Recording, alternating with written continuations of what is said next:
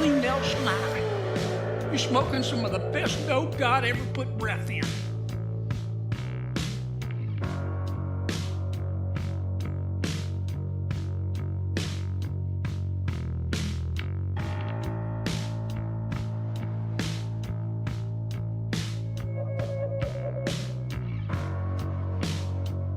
Hey Justin, are you trolling? Justin FREAKIN is a formidable voice in the culture.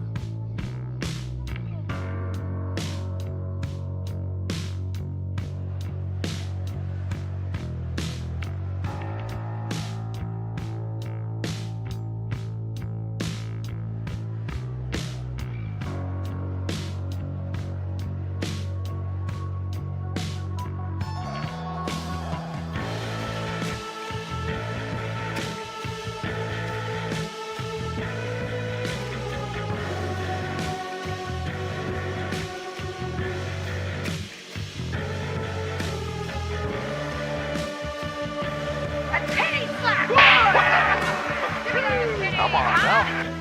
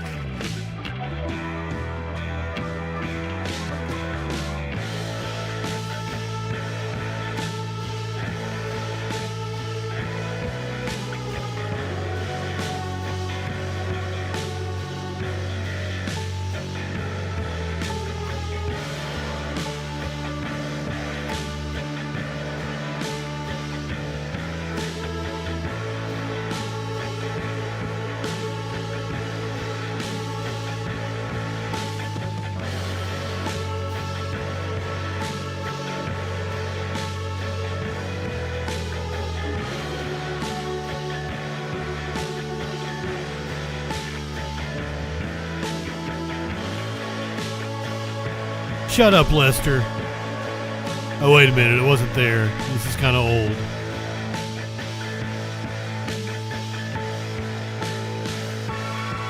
The clitoris.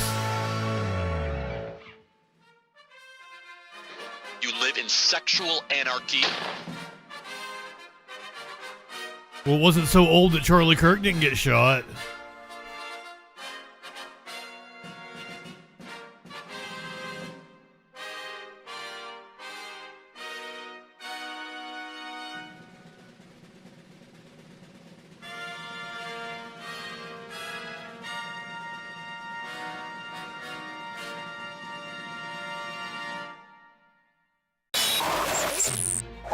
This is the Troll Patrol, live with Justin FREAKIN.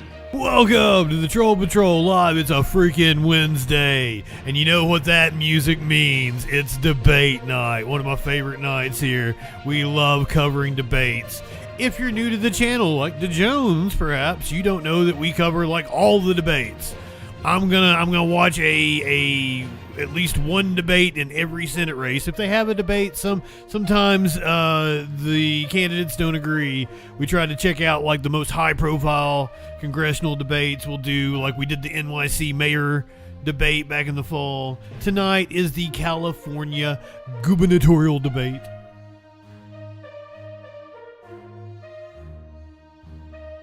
We've got 6 candidates, including Katie Porter, Tom Steyer, former Health and Human Secretary, Health and Human Services Secretary, Becerra. He was from the Obama administration. You got the big mustache having Sheriff Chad Bianca. It's going to be a fun time. You know it's going to be crazy. But because it's on the West Coast, it ain't coming on until 10 p.m. Eastern Time. It's masturbate night for you.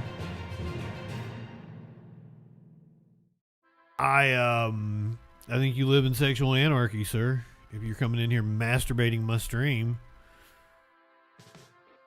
But if I'm that sexy, you just can't help yourself. Who am I to deny the people? Light one up, tip one back. I might have some scraps of weed left somewhere, but I'm predominantly the vape tonight. Capitan. We are live on Rumble right now. Rumble people, if you're watching, you can comment. I do have some followers on Rumble, so perhaps we'll get some people on the live stream.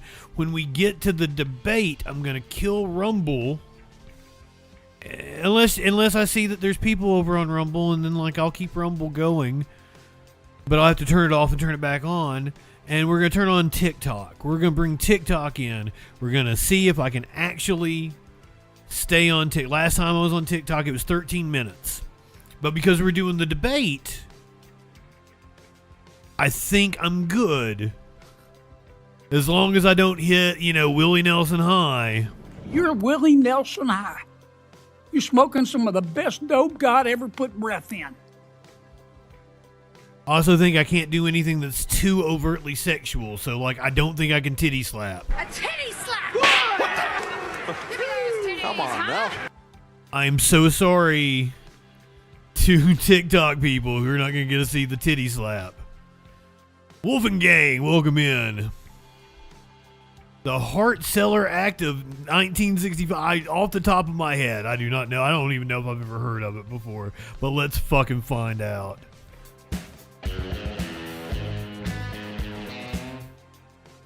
I think I probably have my music still going there.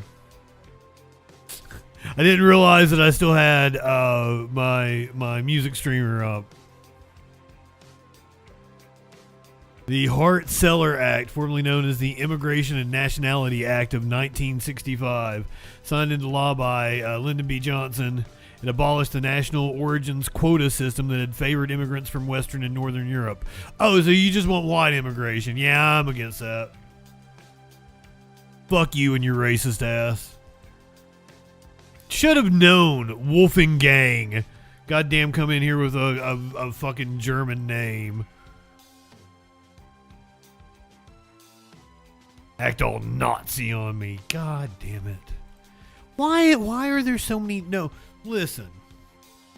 We had the caller the other day. That clip has actually done pretty good for me, of me debating the literal Nazi. I mean, he said he wasn't. He said something worse than Nazis or something. I don't fucking know.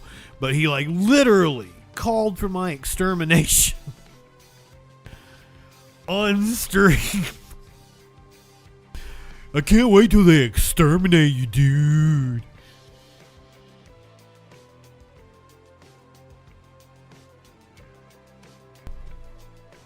So, by the way, if you're watching, dude, I'm not Jewish. I get that a lot. I didn't realize, one, how prevalent the fucking Nazis are, but two, I guess how Jewish I actually look because of my big nose. I am not Jewish. I'm from Appalachia. I am of Irish and Scottish descent, so you should like me, right? I just have a gigantic schnauzer. I mean, I guess it's out of ignorance, or like my hope is that you're just, shit posting, because it's not going to end well for Nazis, right? Like, they get their asses kicked, and then we live in peace and democracy until we've gotten far enough from history for people to get dumb again and it to repeat itself. I'm sorry, elevator. Happy Wednesday. Light one up, tip one back, my friend.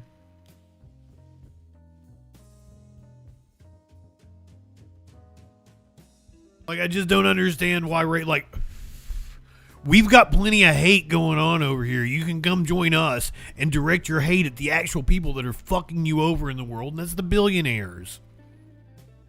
And guess what? Some of them happen to be Jewish, so I don't get it. We're all for cutting off the heads of people that deserve it.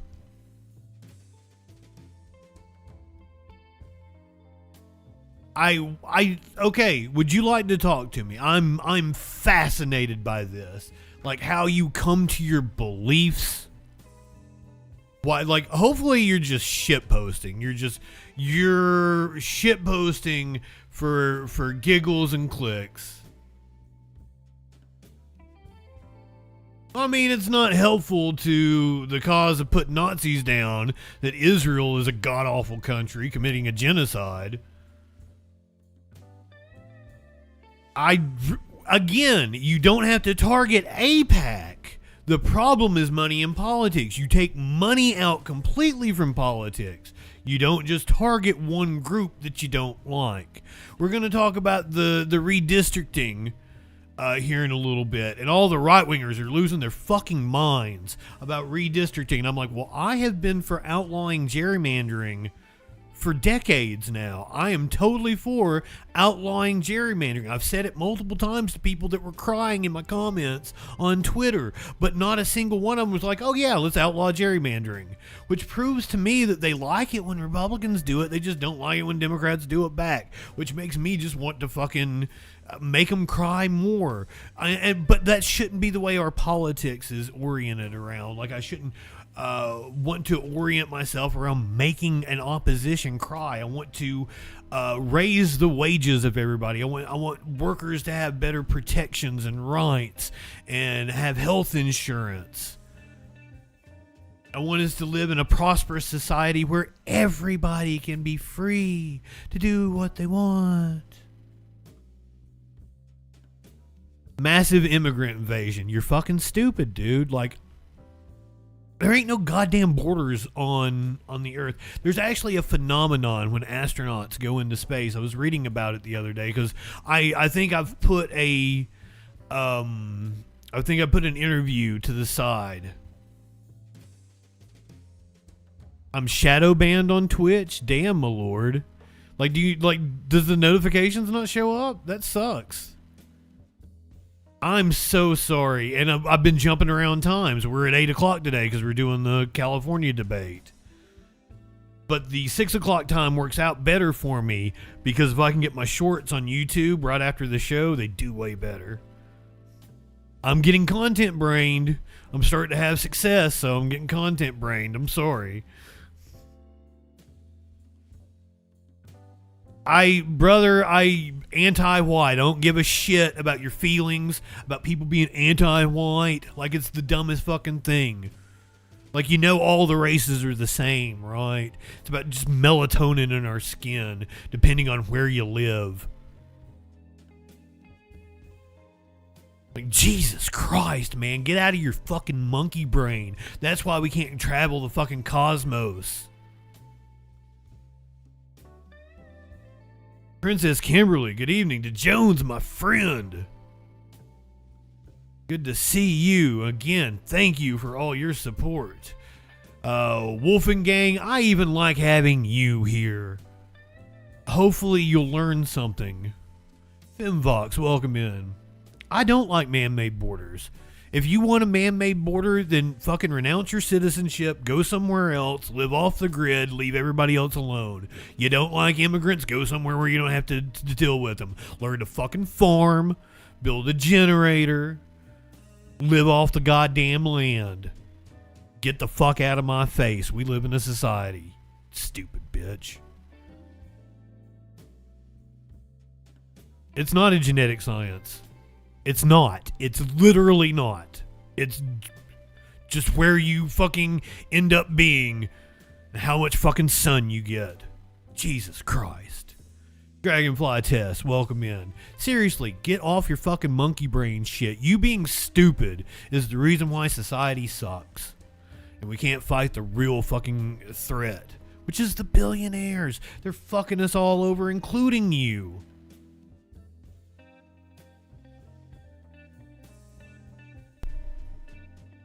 The founding fathers were racist pieces of shit that were all about wealthy landowners. I'm poor from Appalachia, so I like democracy because I want to have a voice in how things is done.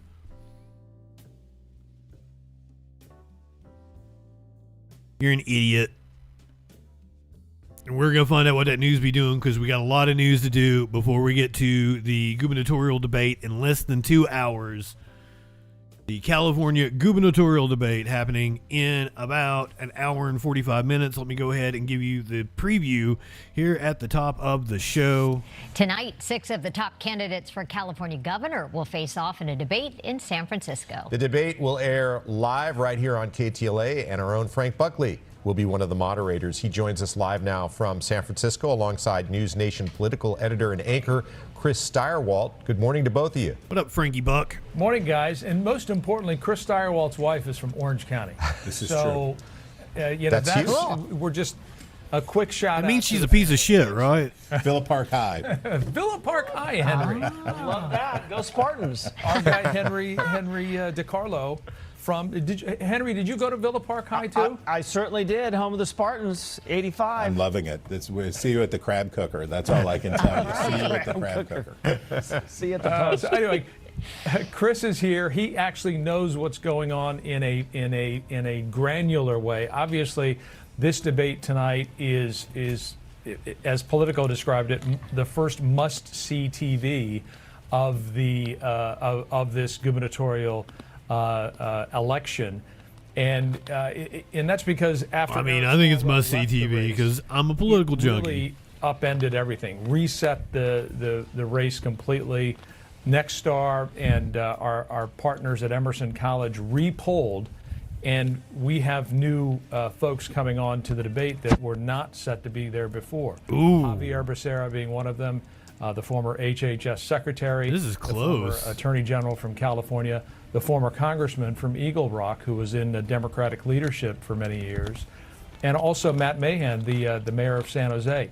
Chris, can you sort of put into perspective this earthquake that happened when Swalwell left the race? I didn't know we were allowed to make earthquake jokes in San Francisco. Yeah. I didn't. I too soon. Especially with the Bay Bridge behind us.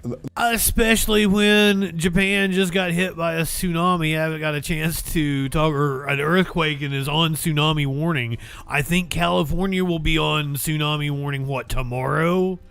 Look, or is already on tsunami warning because it's like a 7.7 magnitude hit off the coast of Japan. The weakness of their field, right? The primary seemed like it was a long way in the future. We'll sort it out. Maybe Kamala Harris is going to run. No, she's not going to run. Right. Well, something is going to happen. And usually the entire West Coast is clear that the Republicans under a tsunami warning the next day or two. The race because there were 10 million Democrats running and only 2 Republicans. And holy crokinole, what if the unthinkable happened? So the voters start coming in like, okay, we got to engage. Eric Swalwell was famous. Well, now he's really famous. He's infamous now, but he was well known. So they've just been lifted in Japan. Long social media troll, sort of hashtag resist figure, and had all this stuff. So he starts to sort of lead by. I'm not saying that any have been issued here in America. I think Becerra is the most interesting part of this story. Yeah. He does have high name recognition. He has been elected in California. He should be doing better, and this poll shows him finally breaking through. He's got some momentum moving forward, but also Matt Mahan, who you mentioned, This guy is the wild card tonight. He is a different kind of Democrat. Matt He's Mayhem, a very intentionally moderate kind of Democrat. So I don't know. This is why I got into this. This is the stuff I love. And the time intentionally moderate Democrat, as if fucking Katie Porter isn't.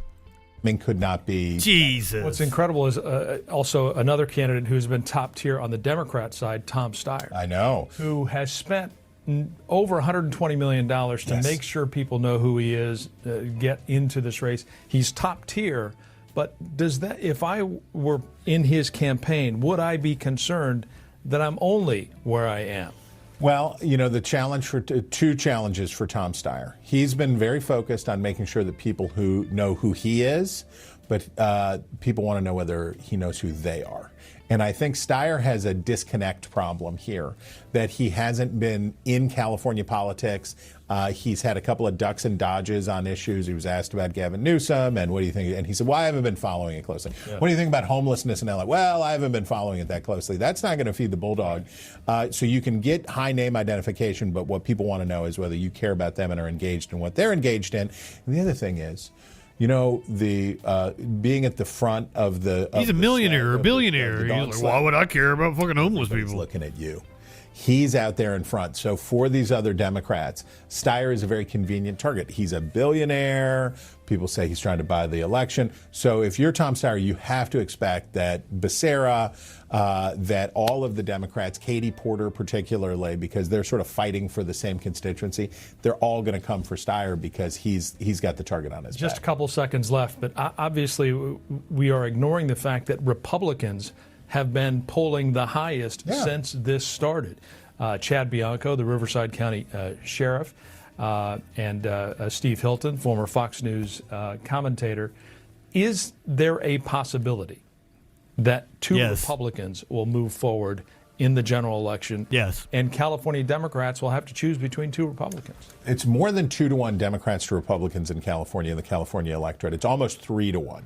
So how could it be? And the answer is, if we have Democrats slicing their part of the cake into too many wedges, then 25% of the electorate is enough. I think it's ultimately unlikely because Democrats will act out of rational self-interest and they will coalesce. And that's really what tonight is about. When you get right down to it is, time is short. We're 6 weeks away or whatever. Now for Democrats, they have to choose. They don't have a perfect candidate. Can they find a candidate who they can live with, get behind that person, and take the lockout off the table? Chris Direwalt, pride of Villa Park High School. This is going to be very interesting. Exactly. Guy knows what he's talking about. Thank you, guys. Thank you. I mean, if I was sitting on a news program that's got some national attention, it is a local news program, and they're talking about me being the pride of my high school, I'd be pretty fucking embarrassed. I didn't accomplish anything better than being the pride of my high school. The fuck Patriot Front Party? Why are you so concerned with identity, dude? Like, you need to, like, fuck off about what other people are doing. Worry about yourself, man. Work on yourself. The answer about religion is all religion is bullshit. Fuck religion. But also, I don't give a shit what anybody else practices as long as they're not glomming on to other people. If you don't hurt anybody, matter of fact, if you follow the Bible, you're likely to do some real good in the world if you actually do what Jesus taught you to do. The problem is that people that claim to be Christian don't follow the fucking Bible.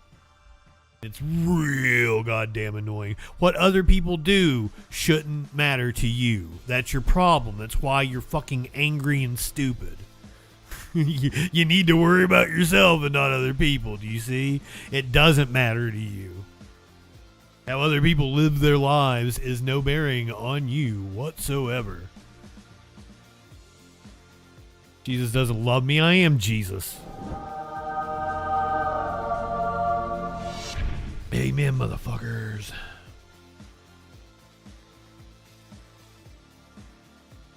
I mean, if they want to get gay, then that's good for them. Maybe they'll loosen up. I can't wait to have your cock in my mouth. I'm going to give you the blowjob of your life. Then I want you inside of me. Buddy, that's probably your problem. You need to take a dick. You take a dick up the ass and, like, you'll feel a million times better. And you won't be like all angry at like what other people are doing in the world. Take some dick, smoke some weed. Get Willie Nelson high. You're Willie Nelson high. You're smoking some of the best dope God ever put breath in. When did I say I like peace, motherfucker? Like what? I'm a comedian. I mock people. Like you come into my chat, you're gonna get the crowd work at you.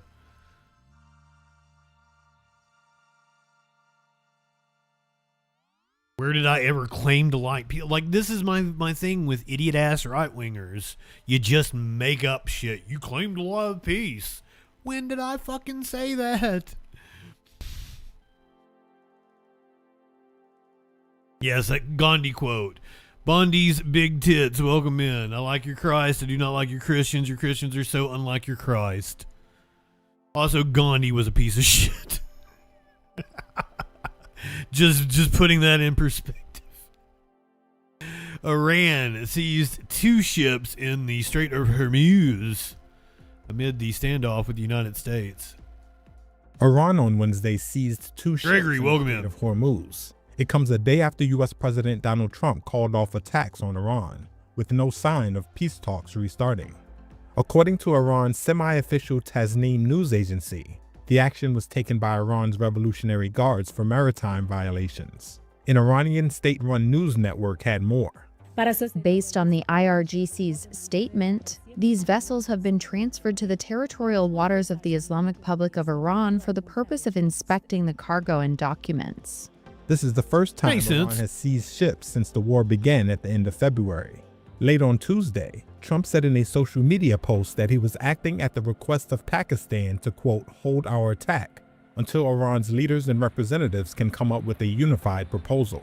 He added that he would continue the U.S. Navy's blockade of Iran's ports and shore, which Iran's leaders have said is an act of war. Throughout the war, Iran has effectively shut the strait to ships other than its own, by attacking vessels in China transit without its permission. Tasnim said Iran had not asked for a ceasefire extension and repeated Tehran's threats to break the U.S. blockade by force. Meanwhile, in a show of defiance, Iran showcased some of its ballistic weapons at a parade in Tehran on Tuesday. I don't give a shit what you do. Crowds waved Iranian flags. Burn the Taliban. I don't care. Erected. Fuck, I've smoked a joint rolled from the Bible. I don't care. I don't care. You shouldn't care what other people do. Unless you're just interested in their lives, you know, like pique your curiosity and shit. You burning the Talmud does not bother me in the least.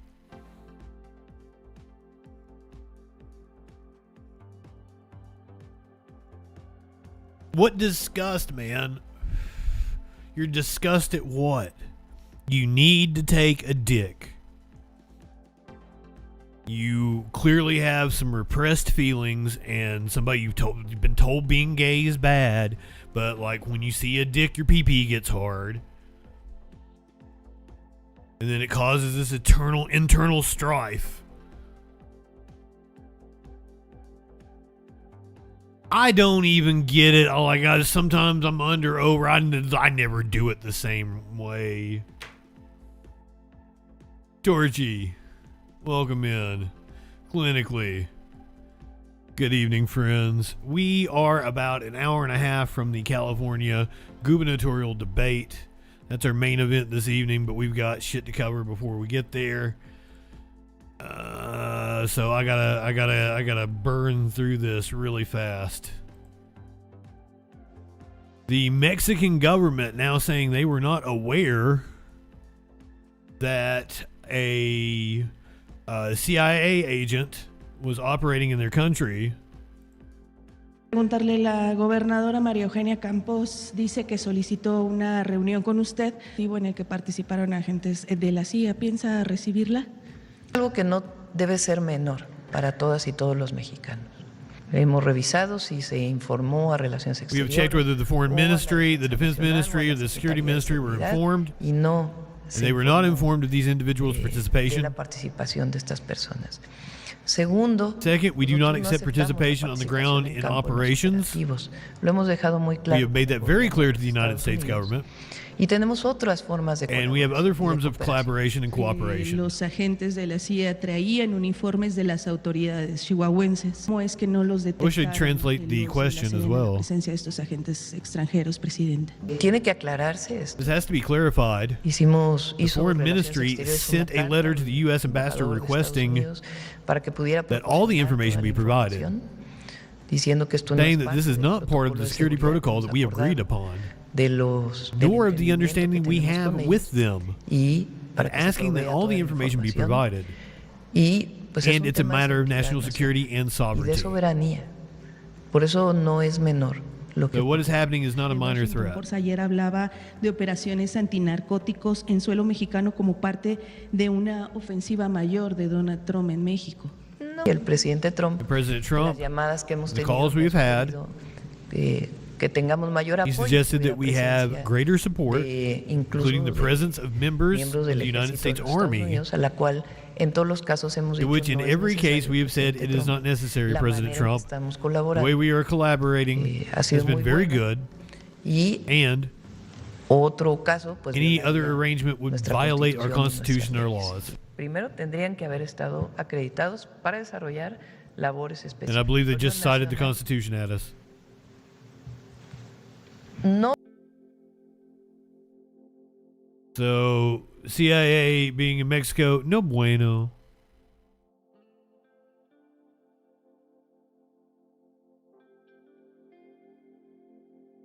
Alex, welcome in, friend.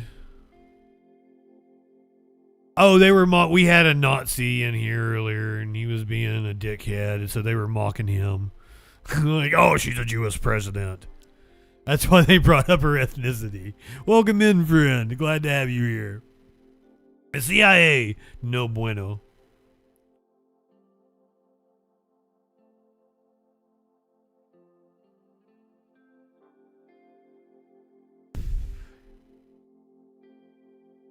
Are you ready for this one? I should probably hit the content warning.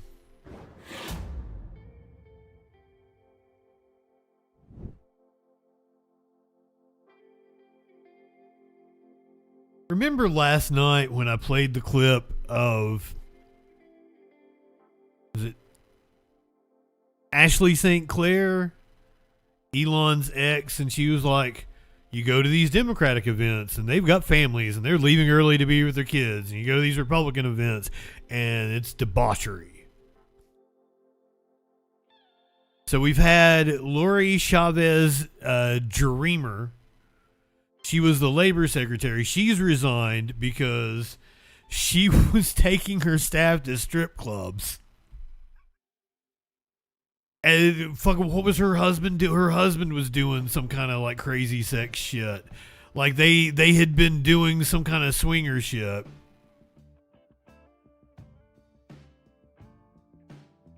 Then we had Kristi Noem's husband. Had the big old fake titties. And he was into the bimbofication. We got Kash Patel out here with his drinking problem. Who am I leaving off? Who am I leaving? There was another one. I swear that's been caught up in some kind of scandal. Well, guess what? We got another one. Buckle up for this one. Because they certainly live in sexual anarchy. A top-level Trump counterterrorism official is under investigation amid claims she actively looks for sugar daddies to maintain her exorbitant lifestyle.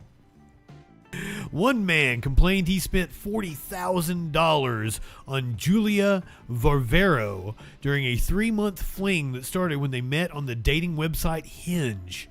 She was attractive and I swiped right. This is according to executive Robert B., who asked that his last name be withheld. We're reading from the Daily Mail. Vivero, 29, who earned her PhD in Homeland Security in 2020. How do you get a PhD in Homeland Security? What does that even mean? What classes do you take? Like Torture 102? Fucking, what is required to be Homeland? Yeah, probably from Liberty University. You want to bet? We'll look it up. Where offers a PhD in Homeland Security? I need to remove the AI from this motherfucker. National University, St. John's. St. John's doesn't have a PhD. National University. What the fuck is National University?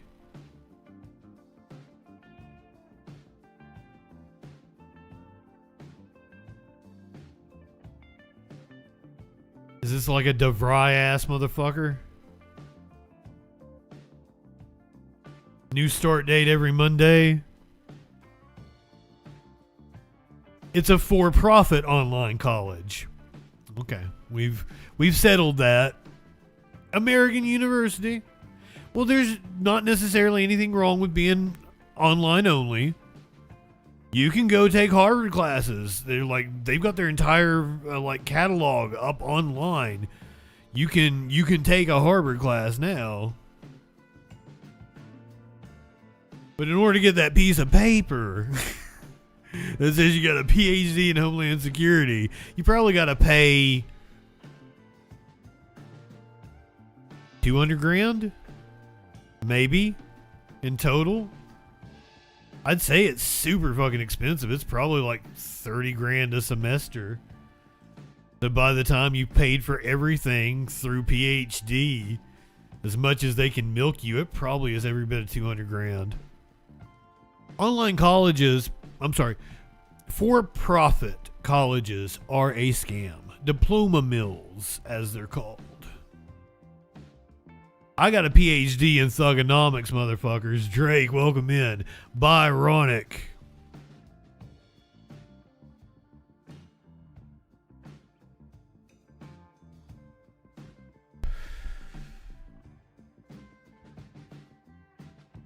Vivero, 29, who earned her PhD in Homeland Security in 2024, has served as the Deputy Assistant Secretary.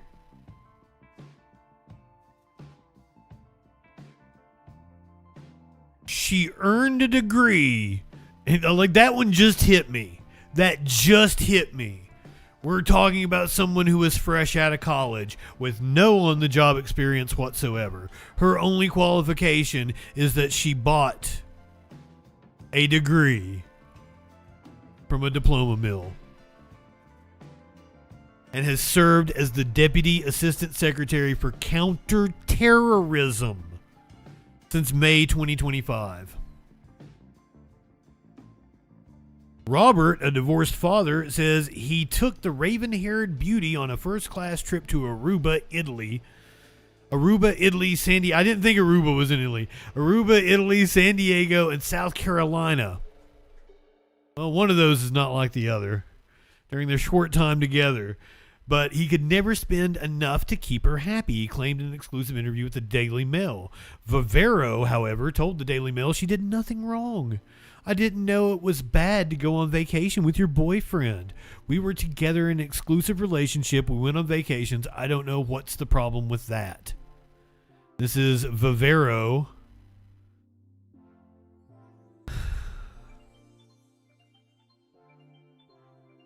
Just gonna go ahead and get it out of the way. Get it out of my system. Be my GOP mommy. However, I don't think that's the kind of arrangement she likes. She wants somebody with money. That right there is a prostitute. She wants somebody with money, and I'm a YouTuber. Julia Vivero, 29, the Deputy Assistant Secretary for Counterterrorism, facing scrutiny over claims about how she came to her lavish lifestyle. I guess this is her with Robert B. But Robert has made an official complaint with the Department of Homeland Security's Inspector General, revealing she had a profile on the Sugar Daddy website Seeking. On the page seen by the Daily Mail, she called herself Alicia. She is an escort, and offered seductive sophistication. She used the same photo that is on her Instagram. Wow.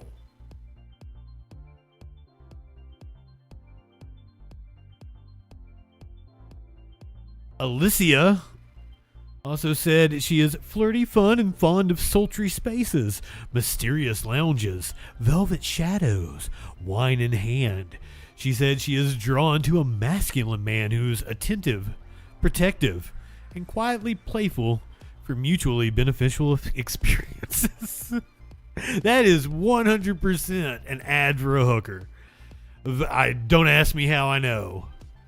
Bavaro denied having a profile on Seeking when questioned by the Daily Mail. The profile was removed after we initially reached out for comment on this article. Well, that is proof. In his complaint to the Inspector General, which the Daily Mail has seen, Robert said, "I did not want a sugar daddy prostitution relationship." After spending 30 to 40 grand for vacations, Cartier jewelry, expensive handbags, and various shopping trips. She told me that she does not have college debt because sugar daddies paid for her college education. The 200 grand that she spent for a degree in Homeland Security. She also told me directly that the 40 grand worth of jewelry on her wrists and ears are all trophies from her sugar daddies. I believe that she's under financial stress and that her actions pose a security risk, he added in the official complaint. Robert also accused her of consuming marijuana during their time together, something she adamantly denies. You're Willie Nelson high. You're smoking some of the best dope God ever put breath in.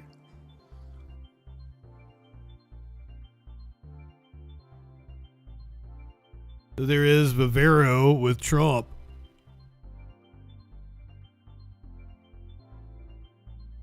Bavaro with Kristi Noem.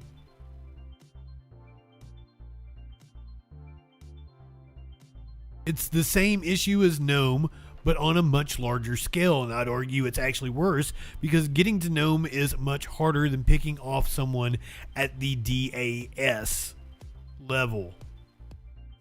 That was according to a government source. Former CIA officer Mark Polymeropoulos also found the claims troubling. Allegations of sugar daddy relationship and unreported income from that relationship are serious issues for DHS security personnel that need to be resolved.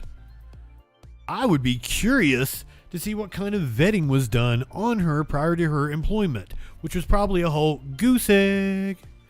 Given she would have been subject to a full background investigation, how did this not come up?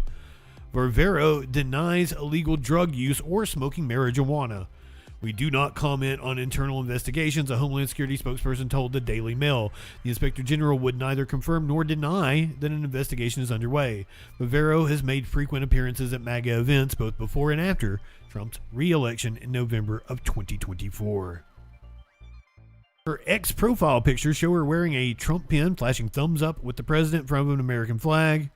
Another video she posted in October 2024 shows her schmoozing with Trump loyalist Paul Ingracias, soon-to-be White House liaison to DHS.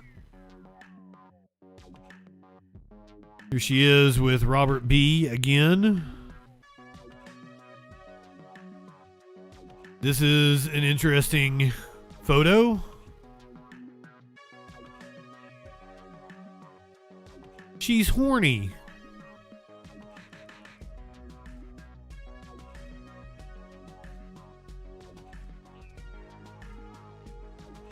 I don't have it set as a drop yet, but I'm gonna have to go find it real fast here. It's coming soon. I should have already done it.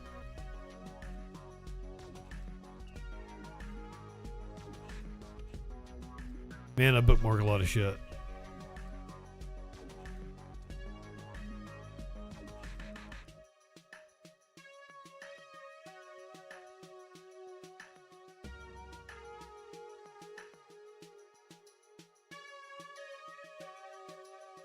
Yeah, go to church. Find Jesus. Like, I mean, why is everybody so horny here? Yeah, go to church. Find Jesus. Like, I mean, why is everybody so horny here? Yeah, Lauren. When you got Beetlejuice handy, saying, why is everybody so horny? I don't think that's Roger Stone. He would be dressed far more elaborately if he was Roger Stone. Robert told the Daily Mail he took Vivero on a first-class trip to Aruba, where he's pictured holding a sign saying she's horny, but claims she later expressed disappointment in his choice of resort. The pair also went on an expensive vacation to Milan, where he says they went to a mall and he bought her a maroon $3,500 Bottega. I've never even heard of that, but Bottega.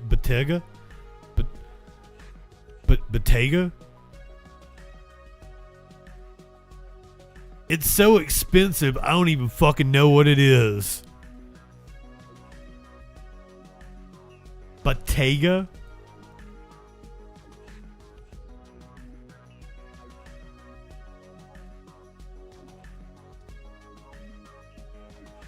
Bottega Veneta, Italian fashion company.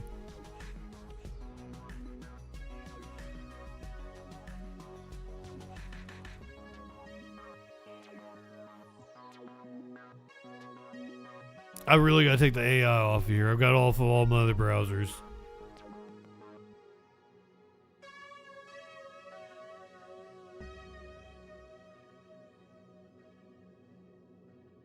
We'll find out. What do their bags look like?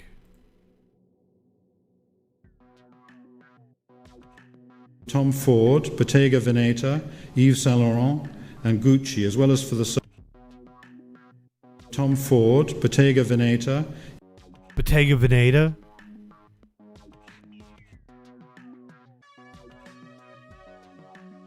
Tom Ford, Bottega Veneta. Bottega Veneta? Sounds fucking stupid. I want to see one. What do these fucking handbags look like?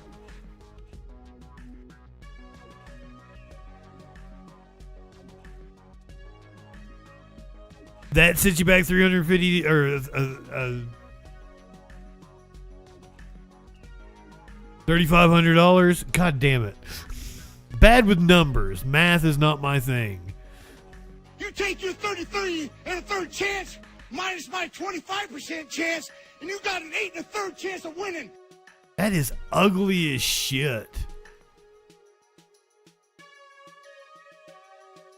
Ew. Maybe that one. That's the best looking of the bunch, and I still, ugh.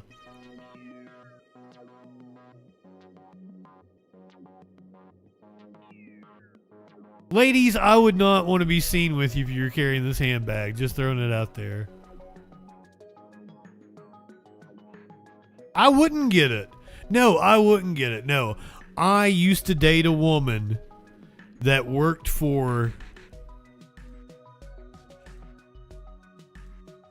Billy Reed. This is when I lived in Alabama. Billy Reed is from Florence, Alabama. So I'm there. That's where the fucking corporate headquarters are. She worked at the corporate headquarters of this gigantic ass. He owned the fucking town of Florence, Alabama. So the corporate headquarters are in Florence, fucking Alabama. Yeah, you probably never heard of Florence, Alabama. I hadn't either until I lived there. I didn't live in Florence. But like, I'm there and it has all the other offices, and it's like London, Tokyo, New York, LA, Florence. It just looks so out of place. And so I'm seeing this woman, and I go in the store. And I'm like, oh, these sunglasses are kind of cool. And I took one look at the price, sat them down, and walked the fuck out. I was like, I'll wait for you outside. I can't even touch anything in this store. They were like $600 for just like the most basic ass bitch sunglasses. She bought this dress, and she was so excited to have this dress, and it was the ugliest goddamn thing I've ever seen in my life. It looked like a potato sack.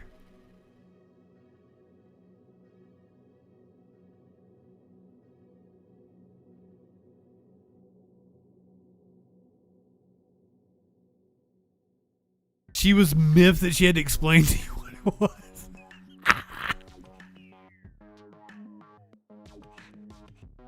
Oh, that's hilarious. I've been around this tangentially around hoity-toity people. Like, I had a friend that worked at Jimmy Choo's. I didn't know what a Jimmy Choo was. I thought it was a Chinese restaurant. It's not. Should have went to TJ Maxx. That's where Onion CEO got his shirt. Got it from TJ Maxx.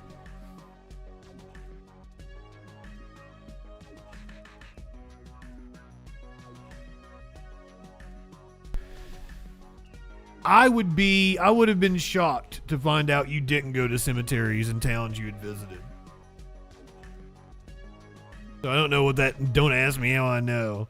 Tones, welcome in. DeJones, my friend, is joining us over on the Twitch. Good to have you. Anybody else sneak in here on me? Sacrificial MILF, I don't know if I told you good evening. Welcome.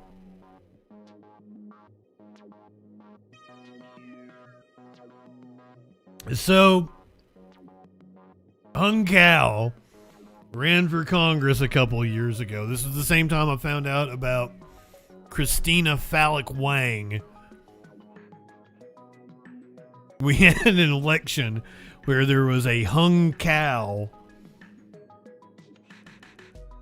and a Christina Phallic Wang.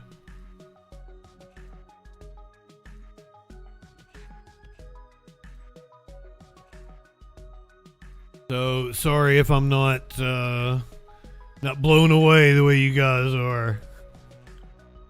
I've already went through this a couple of years ago. Or Gal, welcome in. Yeah, yet again, hung cow is an example of failing upwards. And I think it was Congress he ran for. I might be wrong, but I want to say it was Congress. But definitely lost his election. I remember that. And he was crazy. He was a crazy motherfucker. Like, he was not only a funny name having motherfucker, he was batshit crazy. So maybe we'll get a clip of him here when we do the story. We're just losing members of Congress left and right. They're either being kicked out for committing fraud, or being too handsy with women, or they're just dropping dead because they're too fucking old. 80-year-old congressman that was running for re-election dropped dead. Got some breaking news. When we see it, you see it. CBS News confirms Democratic Congressman David Scott from Georgia has died. He was 80 years old. He spent more than 2 decades in the House of Representatives and served 23 years in Congress. So this impacts the landscape of those who occupy the seats in Congress. CBS News congressional reporter Torian. Would you old motherfuckers retire? Enjoy your fucking lives. Stop staying in Congress for so goddamn long. 3 terms in Congress, run for a higher office, or get the fuck out. Seriously. I've had it. I've had it. Congressional terms are 2 years. So if you made it a term limit out at 4, that would be at 8 years.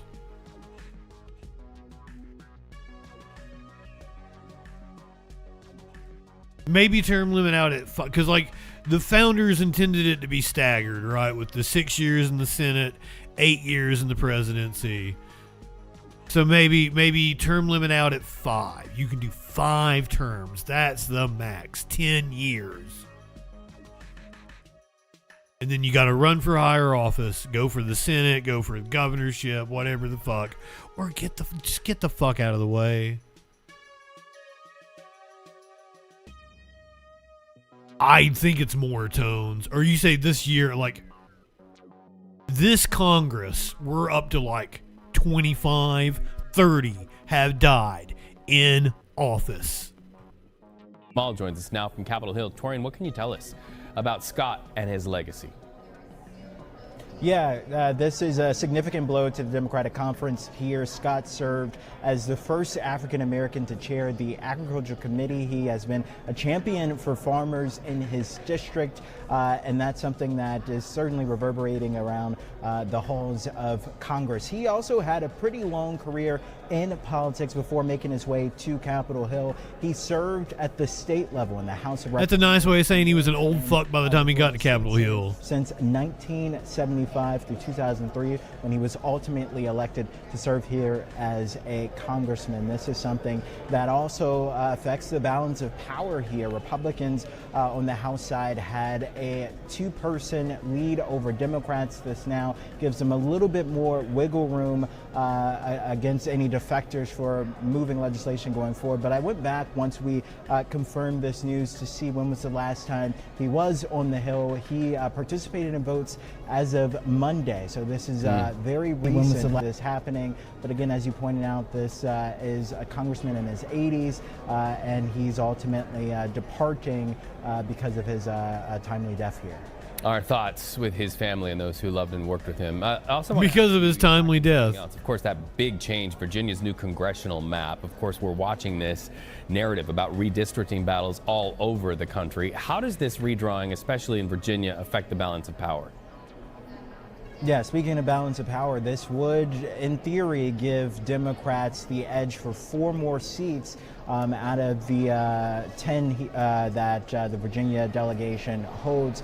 This is something that's obviously concerning to Republicans, but I have to put this into perspective. It's been sort of a rat race for different states to compete for these mid-decade redistricting, something that is unusual but certainly not new. This has happened before and in other states. Donald Trump notoriously last year called on Texas to start this redistricting effort in order to give Republicans more seats. And this. Well, I'm glad he brought up redistricting. Hopefully, according to Democrats, would give them. We were here last night for the returns coming in from Virginia.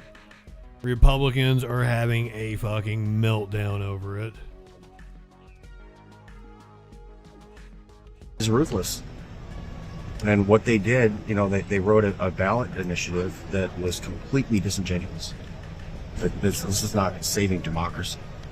If you look at the actual vote totals by county, which I did this morning, it proves that the 65 ratio is accurate. This is a sham. I've got a lot of friends that are here in Congress that are Republicans in Virginia, and if this goes through, you know, I'll miss them. But I don't know if He's gonna lose his friends in Congress. I'm gonna get reelected. These moderates up here are about to kill us. We need to start playing hardball on this redistricting stuff. It's ridiculous. We're going to lose everything because we don't have any guts to fight it. You know, we're not educating our voters. We're not registering people to vote. You know, we hang out at the country club with the Chamber of Commerce crowd, and we get our hats handed to us. No, are you hanging? I don't think they're having Tim Burchett to the country club crowd. Maybe is Tim Burchett hanging out at the country club? Daggone it. Yes. No, Dadgummit, whatever he says. We knew this was always going to be a fight. We've been saying from the beginning this was not California. And we came off of a successful no gerrymandering constitutional amendment just 4 or 5 years ago. So I'm pleased that we won by 3 percentage points. It was by no means a done deal. We will not let Donald Trump rig the midterm elections by gerrymandering maps all across the country without a forceful Democratic response. That is what you saw in Virginia. That is what you will see in Florida. And that is what has taken place all across the country. Now, as I said it earlier, I have been for outlawing gerrymandering for decades now. Ever since I learned what it was in high school, or maybe when I started doing news. That's the simple solution. You don't like it when Democrats do it, but you apparently love it when Republicans do it, because there is not a single person that I have heard cry today, and that's what they're doing. They have cried over this.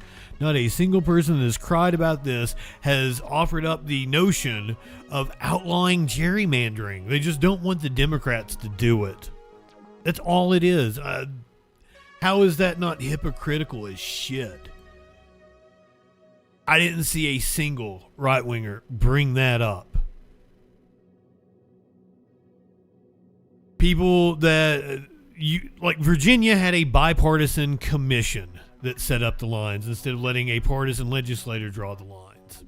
So they had a bipartisan commission, and that is the reason why Virginia actually had the fairest congressional districts in the country. Fantastic. You could put it in some sort of computer program, I'm sure, that could, because it's by numbers. It's by whatever the proportion of the population is. We need to expand Congress as well. We need to talk about that. So I don't even know what the number is right now that they represent, but it's supposed to be way smaller. Congressional districts have gotten too big.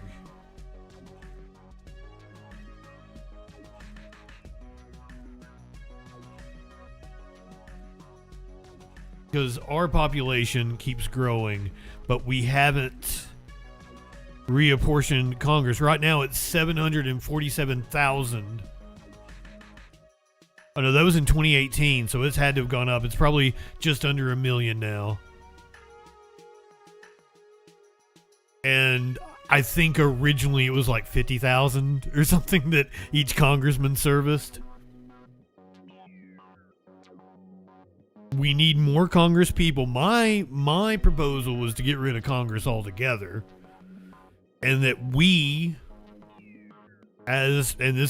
people hate this, direct democracy.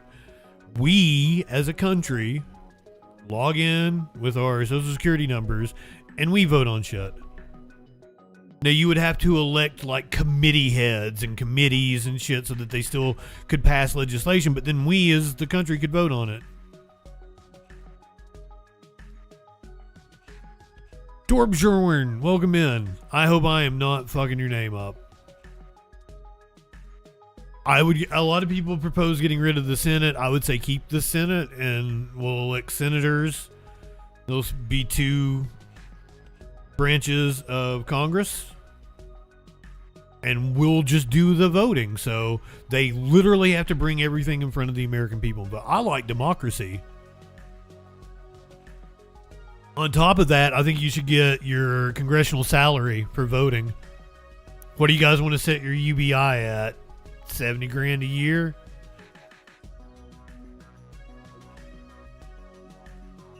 Maybe you get so much on a food stamp card. And then you get some walking cash as well. And that's your salary for voting. You're not getting it for free. It's not a handout from the government. You're getting it for being politically engaged. You come to your votes. You get your UBI. You get your pension, your health insurance. I think that's the way it should work. Here is Representative Alexandria Ocasio-Cortez. She was asked what she thought about the redistricting in Virginia. Around ethical campaign. What do you make of Republicans saying that Virginia, you guys getting Democrats getting 10 is totally unconstitutional and wrong? Democrats have attempted and asked Republicans for 10 years to ban partisan gerrymandering. And for 10 years, Republicans have said no. Republicans have fought for partisan gerrymanders across the United States of America, and these are the rules that they have set.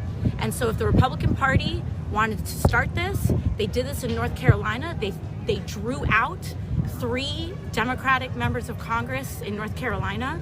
They drew out in Texas. They redid Texas. What they're just mad at is that they have been accustomed to a Democratic Party that rolls over, doesn't fight, and takes everything sitting down. And what they're mad at right now is that we are here in a new day. And we have been asking the Democratic Party to stand up and fight, and now they did, and now the Republican Party doesn't like the fact that they are fighting against someone who actually will stand up for the American people. So if Republicans decide that they would like to revisit a ban on partisan gerrymandering, I welcome them. We have the bill right here to end this all today, but they don't want to because they like pursuing and continuing to enact an unfair electoral landscape. And so we have an obligation to defend ourselves. Thank you. What were you talking to? As someone who covers elections, let me tell you, it's appalling when I look at the congressional map. Like, these aren't competitive. There are maybe 10 competitive races on the congressional map. Most of the competitiveness happens in the primaries because they've gerrymandered all the districts in this fucking country so badly that most of them are safe. And it's also like helps them entrench their power. These congressmen that die in office, like the dude we were talking about earlier. Oh, well, we'll let the Republicans gerrymander this district because then I'm in a really safe blue district and I don't have to, because in the House, it's tiring. You have to run every 2 years. So pretty much you get reelected and you're almost launching your campaign to run again. So I understand, but that's not the way the democracy is supposed to work. We should have competitive races in every congressional district. That's what I want to see. I'm not wanting to unfairly advantage me. I am just wanting to do. But here's the thing is, while I'm not wanting to unfairly advantage me, it does benefit me. My policies are popular. Workers' rights and Medicare for all and shit popular. So I think I can win if it's a more fair election with my ideas. There's this thing, and I shouldn't do a tangent. We're like an hour away from the California gubernatorial debate. I'm so sorry, but real fast. There's this idea in philosophy. John Rawls invented what he called the veil of ignorance. So let's say you're being put into a society, but you don't know what your state, like you've got to come up with how a society is structured, but you have a veil of ignorance as to what your status in that society is. You don't know if you're going to be black. You don't know if you're going to be handicapped. You don't know if you're going to be blind.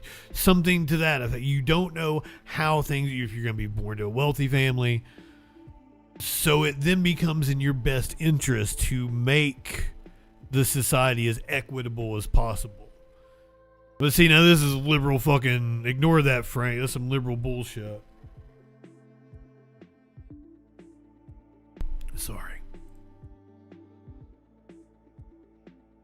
Now, while the Democrats are gloating over their win in the redistricting fight, it's not the end of the fight. The law has already been held up in court. Democrats on Wednesday celebrated an election win in Virginia that could put them slightly ahead in the national redistricting competition that President Donald Trump triggered in an attempt to preserve his party's House majority in this year's midterms. Now that that's been approved by voters, the new Virginia map will have to clear additional legal hurdles. On Wednesday, the state attorney general's office said it would immediately appeal a ruling earlier in the day from a judge in rural southern Virginia who ordered that the results of Tuesday's vote not be certified. My office will immediately file an appeal in the Court of Appeals. As I said last night, Virginia voters have spoken, and an activist judge should not have veto power over the people's vote. We look forward to defending the outcome of last night's election in court.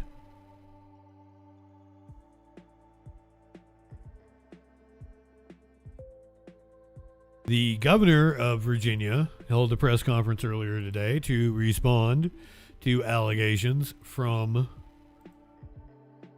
Republicans. This is Governor Abigail Spanberger. Last night as well, that protecting bipartisan redistricting process long term.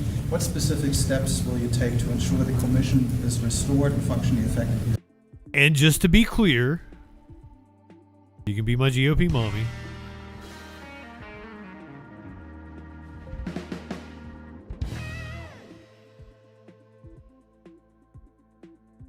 Yes, I know that she's a Democrat, but she's actually a pretty conservative milquetoast Democrat. She wasn't CIA, she was like National Security Advisor or some shit. After the 2030 census. So importantly, per the legislation she worked in the that Pentagon, passed, and ultimately the framework of the referendum, it sets forth that this is a temporary, one-time responsive action. And that the Bipartisan Redistricting Commission, which is in our state constitution now, will be restored after the next redistricting. So the next time we have a census required, constitutionally required redistricting, that it will go back to the commission. And importantly, though I will be on my way out as governor in early 2030, certainly I will continue to make clear that the thing that we talked about and the reality that people voted for, in addition to it just being part of the actual legislative text, was that this was a responsive step that importantly preserves the commission into the future. Greg. Governor, the referendum passed obviously a much slimmer margin than your election victory last fall. Do you have any concern that it will damage sort of your bipartisan? Yeah, somebody on Twitter argued with me that like it was okay for Texas to do it because Texas was a solid red state. And I was like, Abigail Spanberger won Virginia by a much higher margin than Donald Trump won Texas in 2020. She called me a liar and blocked me, but guess what? I was right. She won by like 3 times what Trump won Texas in 2020. Intentions or reputation going forward?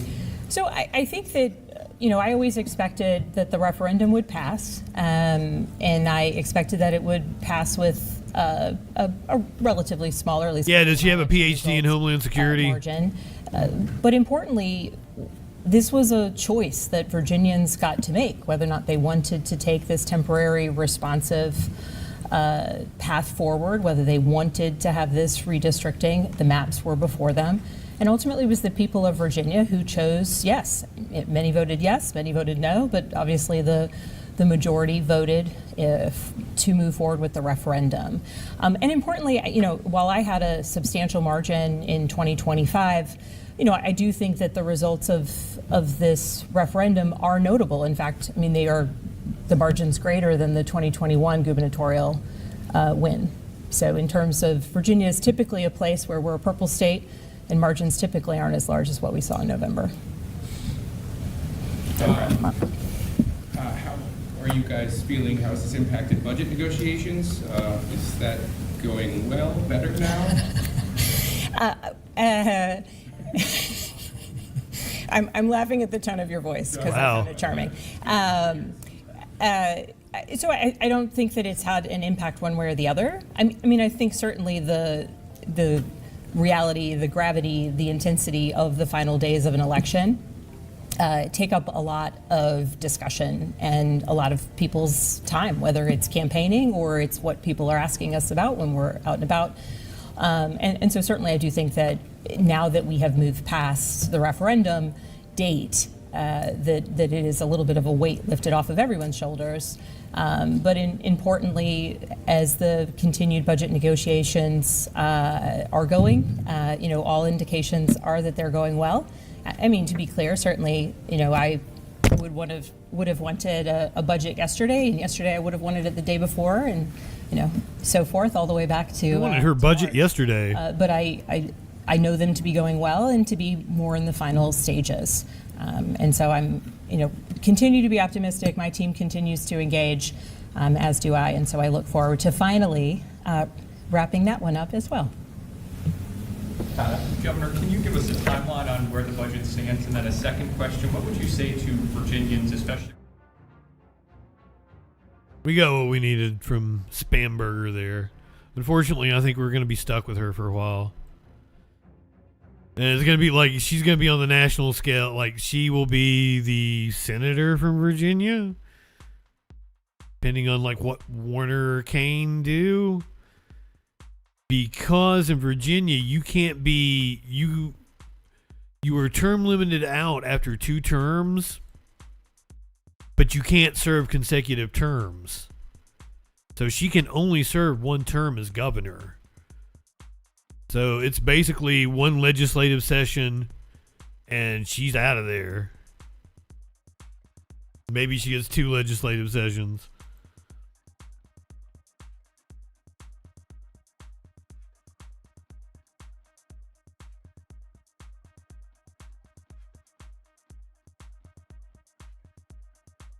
This one is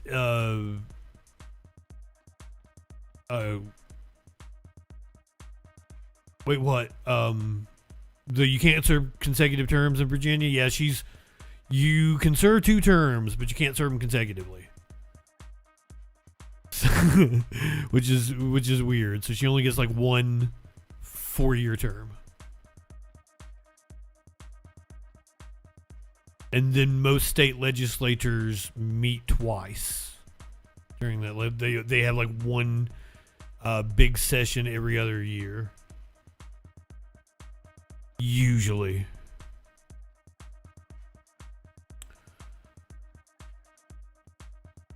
This one is... This one,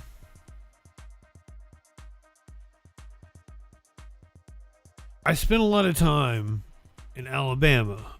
I lived there for like 7 years.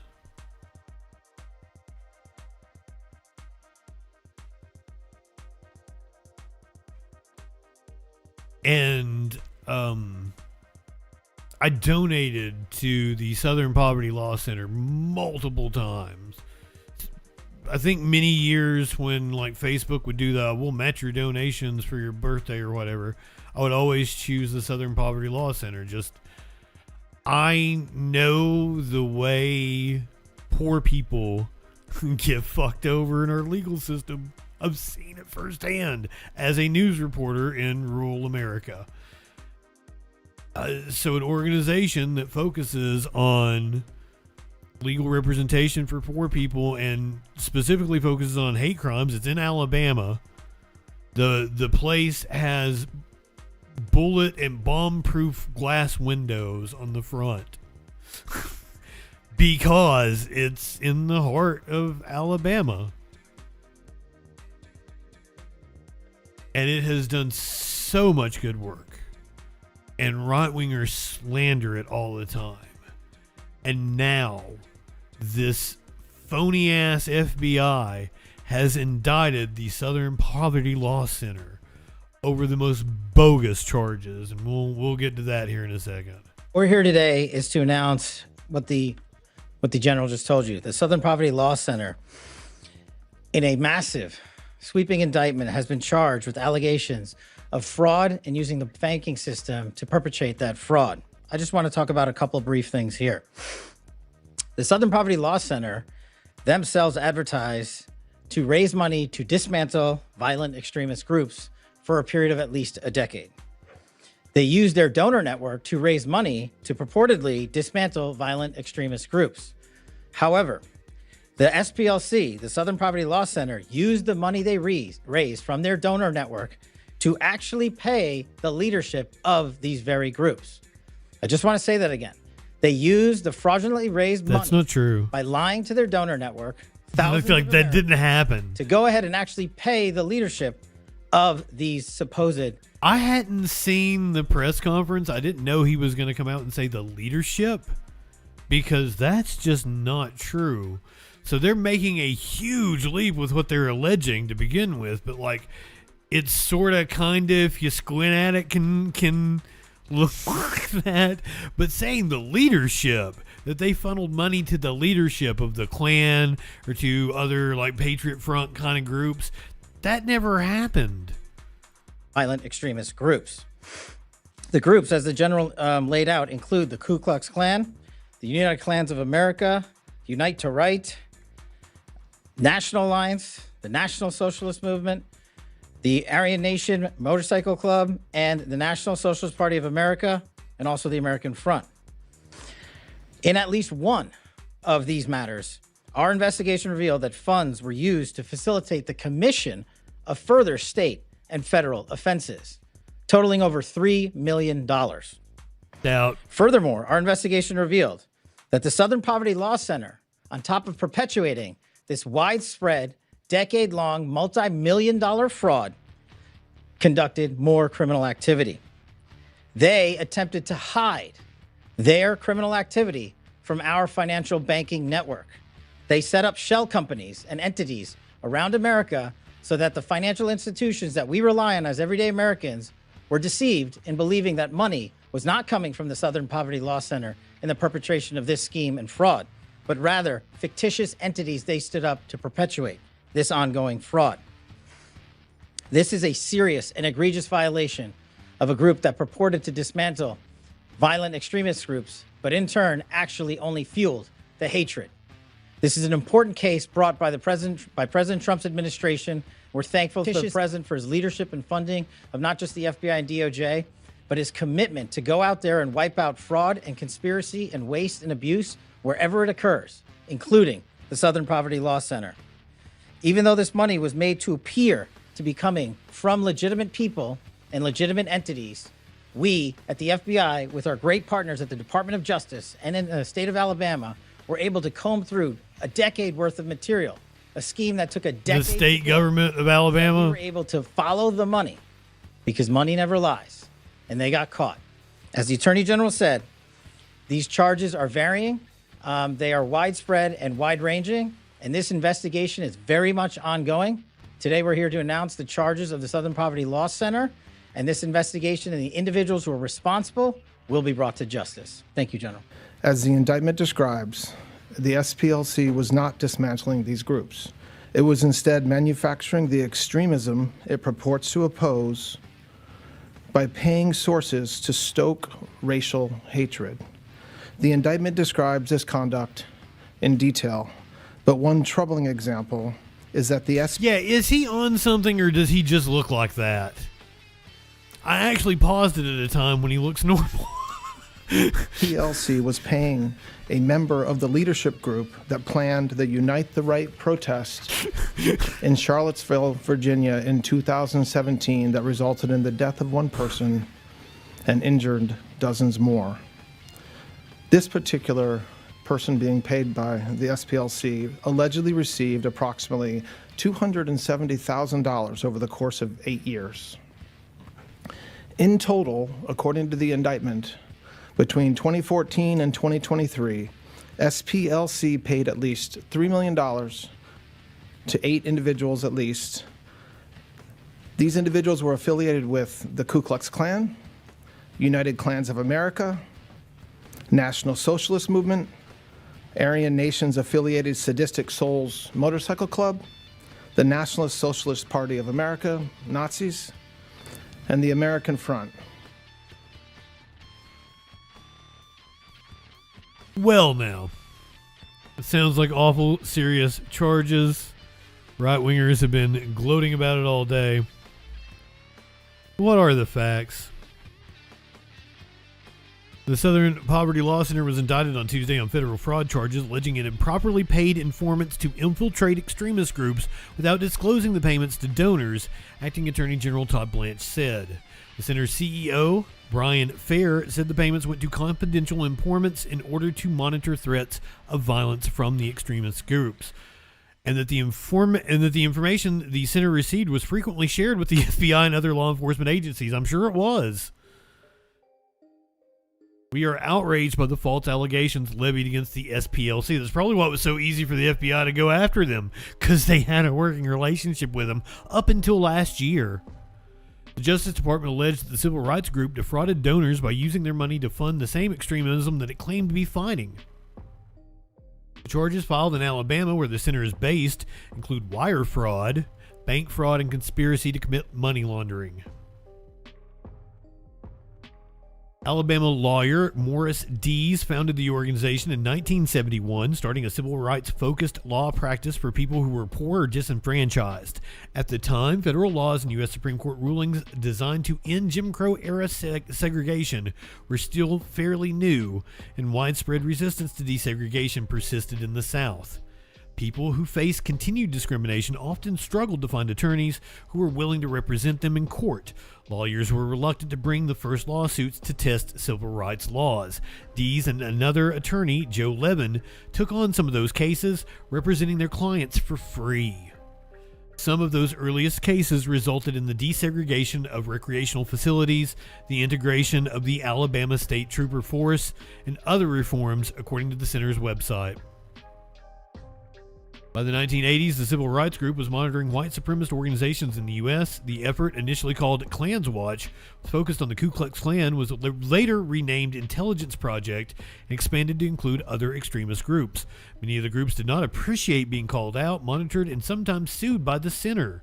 Members of the KKK tried to burn down the center's Montgomery offices in 1983 in retaliation for lawsuits filed against Klan groups.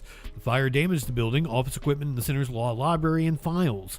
More than a year later, 3 KKK members were arrested in connection with the blaze, and all 3 pled guilty. The center previously used paid informants to infiltrate extremist groups to gather information on their activities, often sharing it with local and federal law enforcement, Fair said. They were used to monitor threats of violence, adding that the program was kept quiet to protect the safety of informants. The nonprofit organization gets most of its funding from donor contributions, which I have been one. Those contributions have added up. The endowment had just under $732 million in hand as of last October. The conservatives criticized the SPLC and the FBI cut ties. The Center's Intelligence Project has grown over the years, and the organization has faced criticism for some of the groups it has added to the tracker. Conservatives have said adding some groups unfairly maligns them because of their viewpoints. The conservative religious organization Focus on the Family, which is a hate group, was added in part because of its anti-LGBTQ plus rhetoric. The criticism escalated after the September 2025 assassination of conservative activist Charlie Kirk.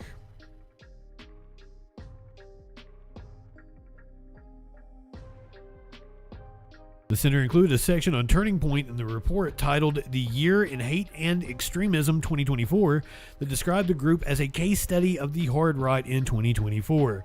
A month after Kirk's death, FBI Director Kash Patel announced that the Bureau would sever its relationship with the center, asserting that the organization had turned into a partisan smear machine and criticizing it for its use of a hate map. That move marked a dramatic rethinking of long-standing FBI partnerships with prominent civil rights groups. The indictment says the center told donors the money would be used to help dismantle violent extremist groups, but did not disclose that some of the funds would actually be used to pay members of those groups.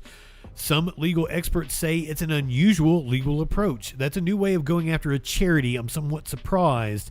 This is according to Phil Hackney, a law professor at the University of Pittsburgh.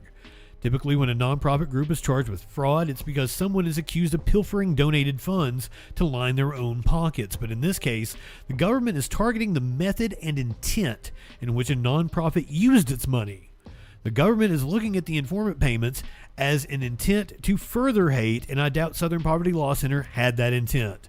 The law has never required nonprofit groups to hand donors a line item receipt for every sensitive operation.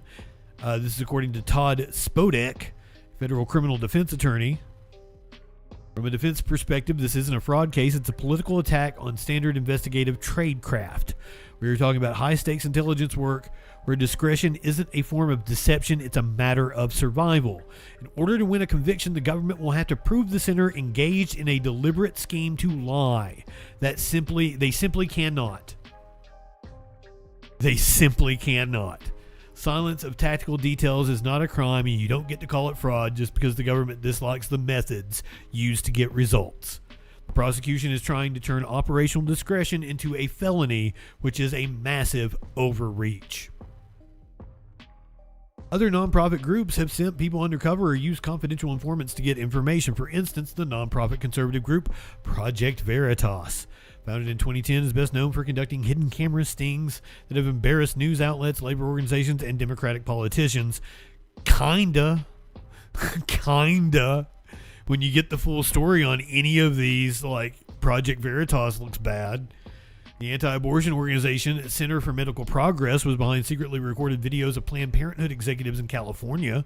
Videos were then edited in a way to falsely suggest that the executives were selling fetal remains.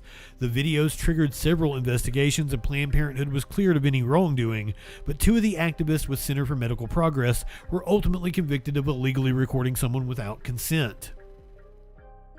Thur says the organization began working with informants to monitor threats of violence during a time of increased risk.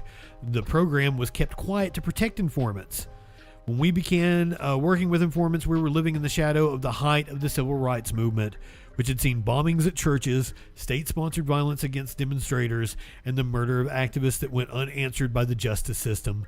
There's no question that what we learned from informants saved lives.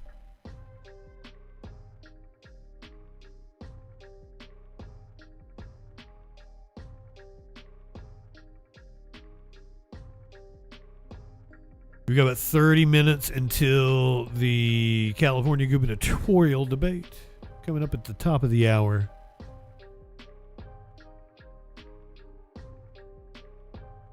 I don't believe this has been edited. I don't believe, I can't say with 100% certainty, but I've never known Aaron Rupert to purposely edit something to make people look bad or sound bad. I trust him very much to have just the clip from the congressional hearing without any kind of editing to make anybody look bad on purpose. So I want you to listen to this. You have done among the many that you described in your testimony. In that context, in your testimony, you identified nutrition as a bedrock of health and one of the primary levers for treating and preventing chronic disease. You also emphasized watch out, Darth Vader's coming. Nation's healthcare providers to be equipped to incorporate nutrition into patient care. Securing commitments from more than 50 medical schools to provide at least 40 hours of nutrition education is an incredible start. I don't think it was very long ago that there was probably very little nutrition taught in medical school. And now we are encouraging that to be a focal point. How does HHS plan to build on this progress by securing additional commitments from medical schools and expanding nutrition education into other key areas such as residency training, medical licensing, and continuing medical education? Thank you very much, Chairman.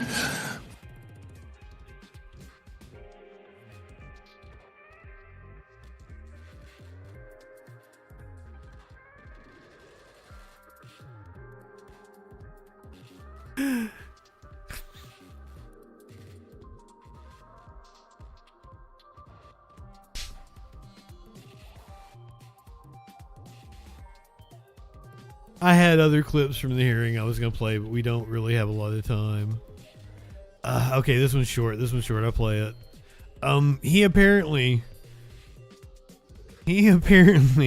can't do math, which, hey, I'm not one to talk. I can't fucking do math. You take your 33 and a third chance minus my 25% chance, and you got an 8 and a third chance of winning. But I'm also not the Health and Human Services Secretary. President Trump and the Republicans slashed health care for millions of families. The president pitched his Trump RX website as the answer for Americans who are worried about health care costs. He claims that Trump RX has reduced prices by as much as 600%, which I think means companies should be paying you to take their drugs. But let's do some real math here. Take one drug, Protonix, a 30-day supply of this heartburn medication, costs $200 on Trump RX. But there is an identical generic version of this pill called pantoprazole.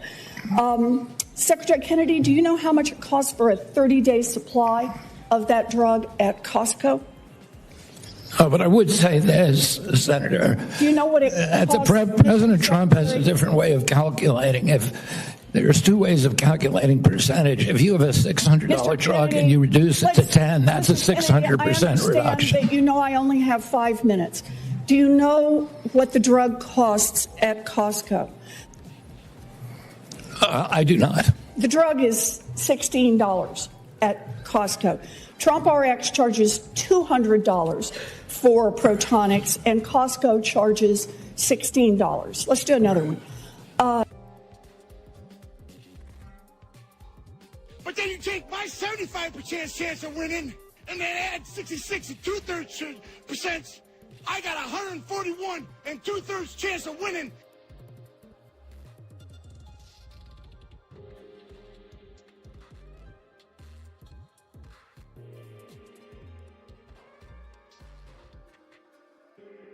We have a chemical spill in West Virginia. 2 people dead, multiple people injured. I don't know if they have it under breaking news containment. This is families' lives will never be within the last hour or two. Emergency claims 2 lives as a co-worker tonight fights for his. Thanks for joining us, everyone. I'm Amanda Barron. And Marilyn McAuliffe. Nearly 24 others are being treated tonight. Here's a look at the scene at Catalyst Refiners. It's in Institute, the site of this tragedy along the Nitro Institute line. Emergency. Maybe RFK had just came from this chemical emergency. He's the Health and Human Services Secretary. It's in West Virginia. It's not that far from D.C. He might have just come from the site. He'd been breathing in the chemicals. That's what was causing that. Crews, they rushed there this morning. This all happened around 9:30 as workers were shutting things down. We're told that's when a chemical reaction happened, creating the fatal emergency. From the site of the incident to the hospitals that are treating patients, we have team coverage for you tonight. And we begin at Metro 911. That's where we find Jackson Brzezinski. And Jackson, Governor Morrissey is set to be there in about an hour. Yeah, Amanda, that's right. Kanawha County commissioners and Kanawha County emergency management members, they addressed that ongoing situation at Catalytic Refiners Incorporated earlier today. What we know right now is that 2 people have died and over 20 other people are being treated in the hospital now, along with 7 EMS workers who are also being treated. When that leak was reported around 9:30 earlier this morning, emergency management officials say employees at the chemical plant sprung into action wearing respirators and pulled out employees on site who were affected before first responders even got there. The chemical leak was caused by a routine cleaning, but it is believed that a chemical reaction occurred involving nitric acid and M2000A, creating hydrogen sulfide. Concern is people. The whys and the business model of it, not really our focus. But we know that they were working on a tank to take that tank out, whether the whole plant's going out or not, or just that tank. Our concern is the most 2 dangerous times of a chemical plant's life is start up and shut down. Well, here we are in shutdown, and that's the most dangerous time of its life. It's like landing a plane. Takeoff and landing is the most dangerous times. Starting out and ending a chemical process are the most dangerous times.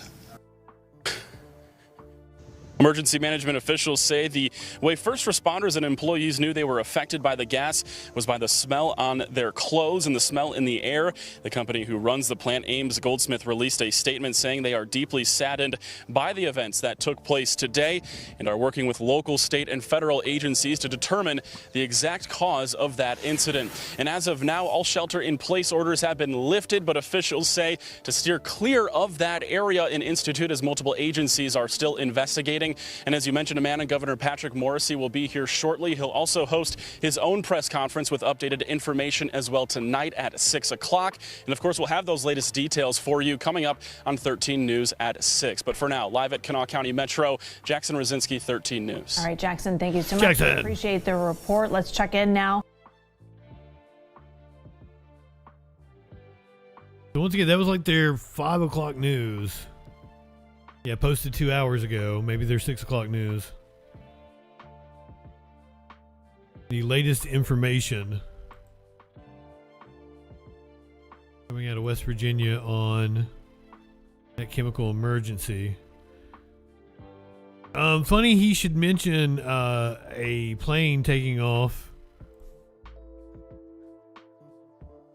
We got a couple of those stories. Apparently, Southwest Airlines jet had to take evasive action mid-air to avoid disaster. Alarming close call near Nashville. 2 separate passenger planes, both in the air, when both of their cockpit warning systems suddenly went off. Warning of an imminent collision. Pilots on both planes taking action. The planes coming within 500 feet of one another. Here's Gio Benitez. Tonight, we're learning pilots on 2 Southwest planes were forced to take evasive action after an air traffic controller positioned the planes on a direct collision course. Southwest Flight 507 was preparing to land at Nashville International Airport Saturday, just as Southwest Flight 1152 was taking off, both planes packed with passengers. While on approach, Flight 507 executing a precautionary go-around because of the gusty winds, and you could hear the controller direct that plane to bank right. 507, turn right heading 110. Right turn heading 110, Southwest 507. That other Southwest Flight 1152 bound for Knoxville was gaining altitude and now in the path of the other jet. Anti-collision alarms going off in both cockpits as the planes were moments away from a catastrophic mid-air collision. There are multiple alarms that can go off in the cockpit. In this case, it was the most serious of those alarms, telling those pilots, you're on a collision course, you need to move the airplane now. The tower realizing the mistakes, telling the planes to change their altitude. Southwest 507, calling to maintain 3,000. 3,000, Southwest 507. Southwest 162, maintain 2,000. 2,000, we're already past the Southwest 150. The pilots responding to the anti-collision alert, taking evasive action themselves, narrowly missing each other with those passengers on board, roughly separated by 500 feet, right on top of each other. Meanwhile, David, tonight the FAA is investigating, and this is very serious because these planes were incredibly close. Again, only separated by roughly 500 feet. David? Yeah, that is really unsettling, Gio. Thank you.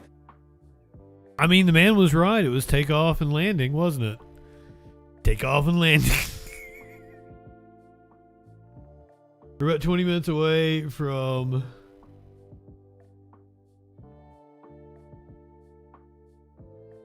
the California gubernatorial debate.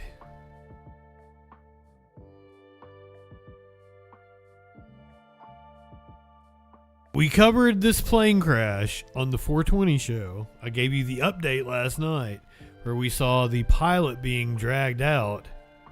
We now have video of the collision, and it's kind of wild. Now at 11:30, new surveillance video shows the moment a small plane crashed in Pacoima Monday, clipping power lines on its way down. The plane was on its way back to the Whiteman Airport. You do not want to know how badly I fucked the name of that town. Pacioma is what I was calling it. Crashed into a parking lot. KTLA's Carlos Salcedo has ongoing safety concerns at the airport as the investigation into the crash continues. Video shows as a small plane clipped power lines coming in for landing at Whiteman Airport in Pacoima Monday morning, crashing upside down in a parking lot near San Fernando Road and Van Nuys Boulevard. Good Samaritans lifted the wreckage to pull out the pilot. Oh my God! The 72-year-old pilot survived and is listed in critical condition. The 2007 Cessna is registered to a local flight school. The airport has faced calls to shut down for several years following a string of accidents. In January of 2022, a plane crash lands on train tracks nearby. A passing Metrolink train unable to stop. Go, go, go, go, go! Dramatic body cam video shows LAPD officers risking their lives to pull out the pilot with only seconds to spare. In 2022, a plane within 100 feet of the runway crashes into a neighborhood, bursting into flames. And in 2016, surveillance video shows another plane crash landing, clipping a car and spinning out of control while attempting to return to the airport. Some residents say they don't feel safe living so close to Whiteman. I'm very nervous because of what's been going on here. There's been a lot of airplanes that have been crashing here. The Whiteman Airport Coalition, an advocacy group, said in a statement, Whiteman Airport operates under strict federal safety standards with rigorous requirements for pilot training, aircraft maintenance, and flight operations. It's your typical general aviation airport. It's not any less safe than any other airport, big or small. Tim Lynn, a former Sky 5 pilot. Actually, if you have a bunch of those small Cessnas, yeah, you're less safe. Yeah. Those things are death traps. Whiteman for 16 years. He says the incident percentages are still relatively low compared to other airports in the area. Every airport has incidents. Now, on what frequency they have them, all depends. And if there is a problem with the airport or the traffic pattern, the FAA is very quick to make a correction. Carlos Salcedo, KTLA 5 News. Yeah, why'd you move next to the airport? We covered a story maybe about 6 months ago. A woman was just walking her dog in the park, and one of the Cessnas like bonked her on the head.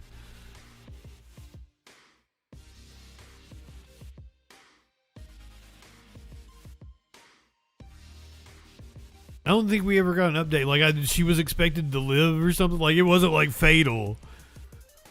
They had to take her to the hospital, if I remember correctly. I smoke a lot of weed. So this was a police chase in California with a wild ending. We have breaking news in Lakewood. Police chasing a white sedan. Scott Reif is live in Air 7 following along. What's the latest, Scott? Well, John, the vehicle just got off onto the 605 freeway southbound from the 91 east, so through Long Beach, now onto the 605 south, headed down that Los Alamitos area, and it slowed down quite a bit in the last couple of moments. It was at an extremely high rate of speed. Came back stolen out of downtown. LAPD was on this on the 10 freeway and then onto the 405 freeway southbound where they tried to spike strip and it didn't work at 405 and National. But now the vehicle's really slowed, and we understand as the vehicle gets on the 605 south, they may try another spike strip, but this is the first time we've seen the car slow down so much. We only think the driver's on board. It's really, creeping now. Hard to tell for certain, but that's what CHP thinks, and now it looks like the suspect looks pulling over, be giving themselves up, pulling off to the shoulder. Boy, it looks like they're outside the window. Yeah, they got hands out the window, making some gestures. Oh my goodness, getting out of the vehicle while the car is still moving at a pretty good rate of speed, and then jumping off the car and off to the shoulder. So fortunately, the vehicle is stopping, and then you see CHP right behind. Wow, that cop is way faster than I would have ever thought he could have been. The vehicle is still slowly moving. CHP officers rushing to try and get in that car and to stop it before it causes a hazard for other people on the freeway. And fortunately, they were able to do that. So, boy, this came to a stop without incident. The suspect is in custody. We don't believe that anyone was hurt. Wow. Boy, that was bizarre. Ooh. They may try another spike strip, but this is the was first it time we've seen the car slow down so much. We only think the driver's on board. It's really hard to tell for certain, but that's what CHP thinks. And now it looks like the suspect may just be giving themselves up, pulling off to the shoulder. Boy, it looks like that's exactly what they were doing. Looking at the police, making some gestures. Oh my goodness, getting out of the vehicle while the car is still moving at a pretty good rate of speed, and then jumping off the car and off to the shoulder. So fortunately, the vehicle amazing. And like, where did the cop come from? How did he have that kind of speed? In just a moment, but boy, the vehicle is still slowly moving. CHP officers rushing to try and get in that car and to stop it before it causes a hazard for other people on the freeway. And fortunately, they were able to do that. So, boy, this came to a stop without incident. The suspect is in custody. We don't believe. I was worried that I'd seen that one before, but pretty sure I hadn't. Coachella wrapped up last weekend. It was the Biebs headlining on Saturday nights. A fake rep for Justin Bieber. He was posing as a rep for Justin Bieber. Pulled off a almost $250,000 heist with EV rentals somehow. All a scam, and the business owner says a person posing as Bieber's staff requested 4 of those electric buggy rentals. But soon those buggies were on their way to the southern border, leaving the company out hundreds of thousands of dollars. KTLA's Jillian Smuckler is live in Hollywood with details. With a name like Smucklers. Hi, you guys. Yeah, I do want to make note, there is no confirmation that Justin Bieber or his team had anything to do with this, but the owner tells us that scammer used his name to make his last-minute requests seem legitimate, and that's ultimately what led to 4 of his vehicles being stolen. Is it too late now to say sorry? For one Newport Beach business, it's definitely too late for sorry. Coachella weekend. Well, they always got to do puns with the songs. Gonna go to work.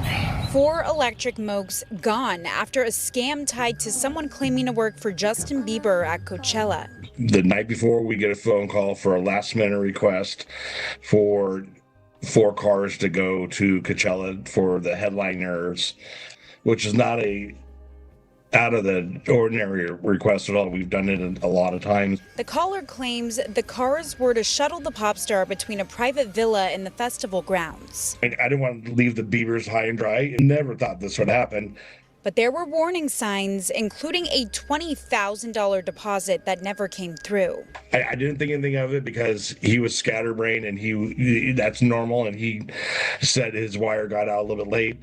We should have it in the morning. The cars were delivered in Palm Desert, but just hours later, something wasn't right. That we have a moving vehicle and going down the 10 freeway west. I realized they're not going 30 miles an hour. They're on a flatbed. When Marta called the renter, the man claiming to be with Bieber insisted everything was fine. What are you talking about? I go, what am I talking about? It's my car is going down the 10 freeway. And what are you talking about? Marta says he immediately called CHP trying to stop the vehicles before they reached the border. I was tracking them down the 215 to the 15 Escondido. I go, they're heading towards the border. Stop these cars. Stop this car. But it was too late. I watched those cars go across the border into Tijuana. The GPS signals went dark and the cars were nowhere to be found. They probably were taken out, and whatever they were found, they're taken out and just tossed. The loss, more than $200,000 worth, is now hitting a major portion of his business. It takes away a third of the business, basically. It's a big hit. And while the scammers may owe him a sorry, Marta says what he really wants. Maybe they're coming back for a week and 2. I can only pray and hope. I'm going to assume we didn't get his cars back. County Sheriff's Office or buggies or whatever they are. Investigating the case, but the owner tells me he's hopeful that someone watching this story tonight may have some information that leads to an arrest. Reporting live in Hollywood, I'm Jillian. They're probably already at the KTLA chop shop. 5 News.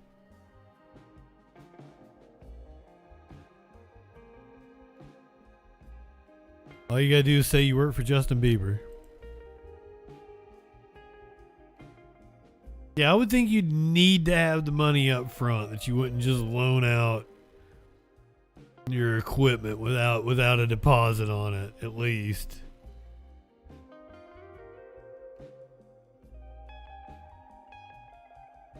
Florida woman.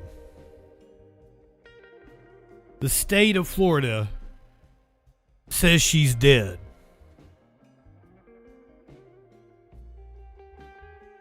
But here's the thing. Insists she's dead. I should stress that. The state of Florida insists this woman is dead. But I'm getting ready to show you an interview where she insists she's alive. Medicare declared an Orange County woman dead despite her being, as we say, very much alive. And now 3 months later, she says no one can tell her why it happened. So she asked Channel 9 for help. 9 investigates. Shannon Butler has more on why. I assume it's because the Trump administration. All be sorted out. Maria Gutierrez is enjoying retirement, living off Social Security and Medicare, and doing just fine. That was until she got this letter back in January from her insurance company saying she died. Deceased. It is mind-boggling. So when I got this letter, of course, my husband was the one who opened the mail.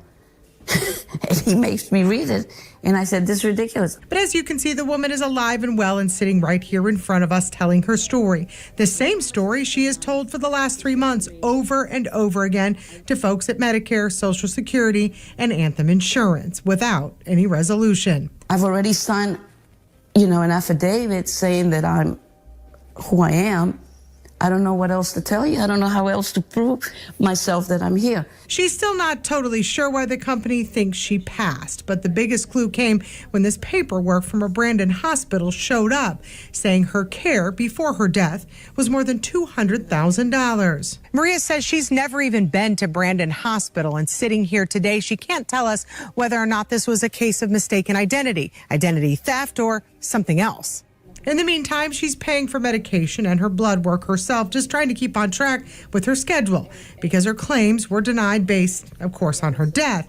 All the while, the money is still coming out of her check for the benefits she isn't getting. Every month, they take $298 off my Social Security check. And they're still taking it? Oh, yeah. Even though they've declared you deceased? Yes. Okay. They take $298, and Anthem takes $163 a month. So everybody's taking your money? Everybody. Okay. So they don't think you're dead enough not to pay, Yeah, right? Exactly. In Orange County, Shannon Butler, Channel 9 Eyewitness News. We've contacted Medicare trying to get the situation fixed. Right now, there's an investigation into the issue, but so far, no one can say how long it will take or when she will get her benefits back. And this isn't the first time. God damn it, Dr. Oz. On something like this in 2024, a woman told us she was declared dead by the Social Security Administration, who took away her benefits. Her husband died in June of that year, which was true, but someone determined she died 2 days later, which wasn't true. The agency owed her $8,000, and that was deposited in December of 2024.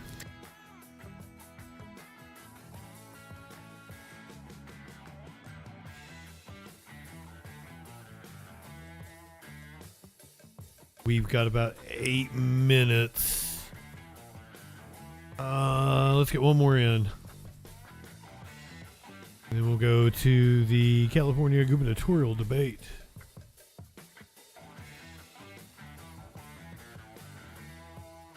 Florida. Oh, wait a minute. We were just talking about Florida, weren't we? Florida opening a criminal investigation into ChatGPT over a school shooting. I don't remember one where they Florida is really cranking up the heat on ChatGPT. Cited ChatGPT Investigation into whether Chat helped a suspect plan a shooting at Florida State University, a shooting that killed 2 people.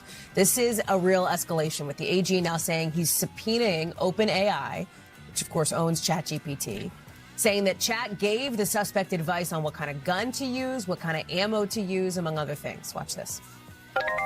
My prosecutors have looked at this, and they've told me if it was a person on the other end of that screen, we would be charging them with murder. ChatGPT is not a person, but that does not absolve our office, my prosecution team, of our duty to investigate whether or not there is criminal culpability here. OpenAI tells NBC News in part that ChatGPT is not responsible for this crime. They say the chatbot provided factual responses to questions with information that can be found across the internet and did not encourage illegal activity. Kathy Park is covering this one for us, and that is a really sort of attention-grabbing comment from the Attorney General. It's dramatic that if this were a person, they would be charged with murder. It speaks to the implications now around AI use, around culpability, around, is it, to OpenAI's point, what can be found on the internet, and the responsibility that some of these companies do or don't have. Yeah, Hallie, that's absolutely right. I mean, this probe launched by Florida's AG was quite eye-opening, and he kicked off today's press conference kind of reiterating that this gunman last year consulted ChatGPT the day of the shooting. He asked everything, as you mentioned, the type of gun to use, the type of ammo. He even asked if there was a shooting at FSU, how would the country react, and what time is it the busiest in the FSU student union? Hallie, We know OpenAI, ChatGPT, it is a form of technology, but the AG reiterated that there are people who designed this product. So this doesn't mean there is no criminal culpability. And he released this statement. It reads in part, Florida law states that anyone who aids, abets, or counsels someone in the commission of a crime, and that crime is committed or attempted, may be considered a principal to the crime. The aider and abettor is just as responsible for the crime as the perpetrator. And Hallie, as a result of this criminal investigation that has been launched by the office, they also announced that they were issuing subpoenas, including OpenAI's policies and internal training materials regarding threats of harm to themselves and others, along with how the company cooperates with law enforcement. And we should also note that NBC News has reached out to OpenAI for a statement, and the spokesperson did say that, in writing in part, last year's mass shooting at Florida State University was a tragedy, but ChatGPT is not responsible for this terrible crime. And Hallie, we should also note that the family for one of the victims of the shooting indicated that they will also be filing charges against OpenAI. How, if at all, would this affect the open case now into the suspected shooter at FSU? Yeah, so at last check, this trial for the suspected shooter has been delayed. It is now scheduled for October, so later on this fall. This was because his public defender actually had to bow out for conflict of interest. So once again, the shooter, he has pleaded not guilty. He is facing, however, multiple charges for murder and attempted murder, Hallie.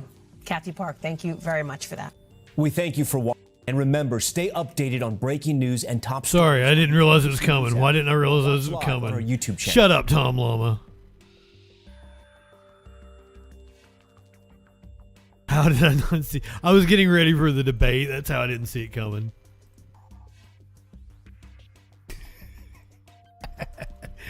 So we're going to say goodbye to people on Rumble, which I don't think anybody watched on Rumble. And we're going to say hello to TikTok. Bye, Rumble. Bye, Rumble. Rumble gone. All right, we're going to try. Hold on, I'm pretty sure I'd probably get away with a vape on TikTok because, like, who's to say it's not a nicotine vape, right? I don't know. Maybe you're not allowed to nicotine vape either. Let me go ahead and try this.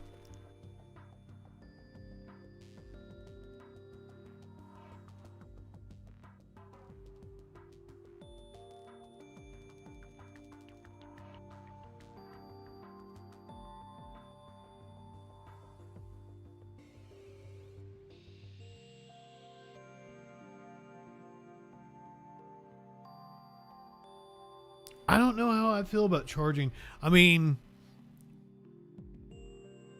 on its face, I'm totally against the AIs.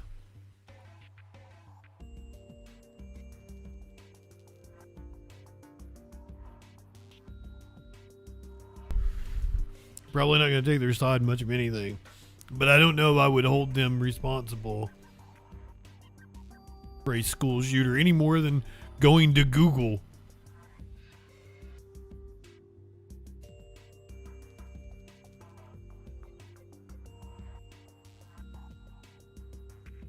But also, like, I'm very against the AIs.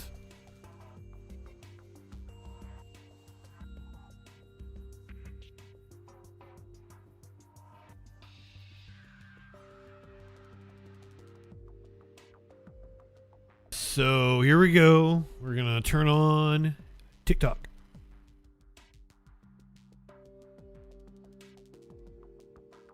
Hello, TikTok people. Nope. I don't think it's working yet. It's trying. Am I legally allowed to be on TikTok? That's the question. Ooh, yes, there we go. Welcome in, TikTok. I'm going to pull up. TikTokers cannot comment, so I have to look over here.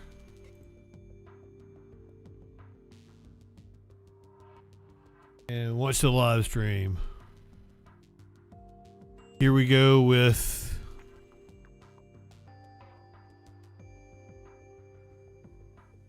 the coverage here from KRON.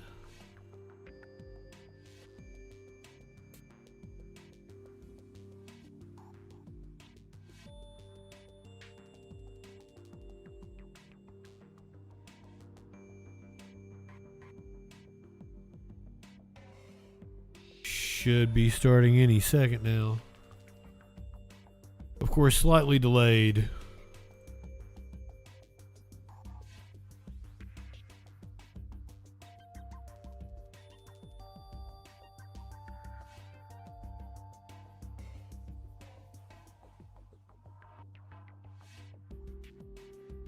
In California, the race for governor turned Welcome in, TikTok people. as the frontrunner withdrew in a scandal. Jimmy, Now, German for the Shepherd. first time, the new leading candidates square off. And who will separate themselves from the pack? A Republican, Steve Hilton.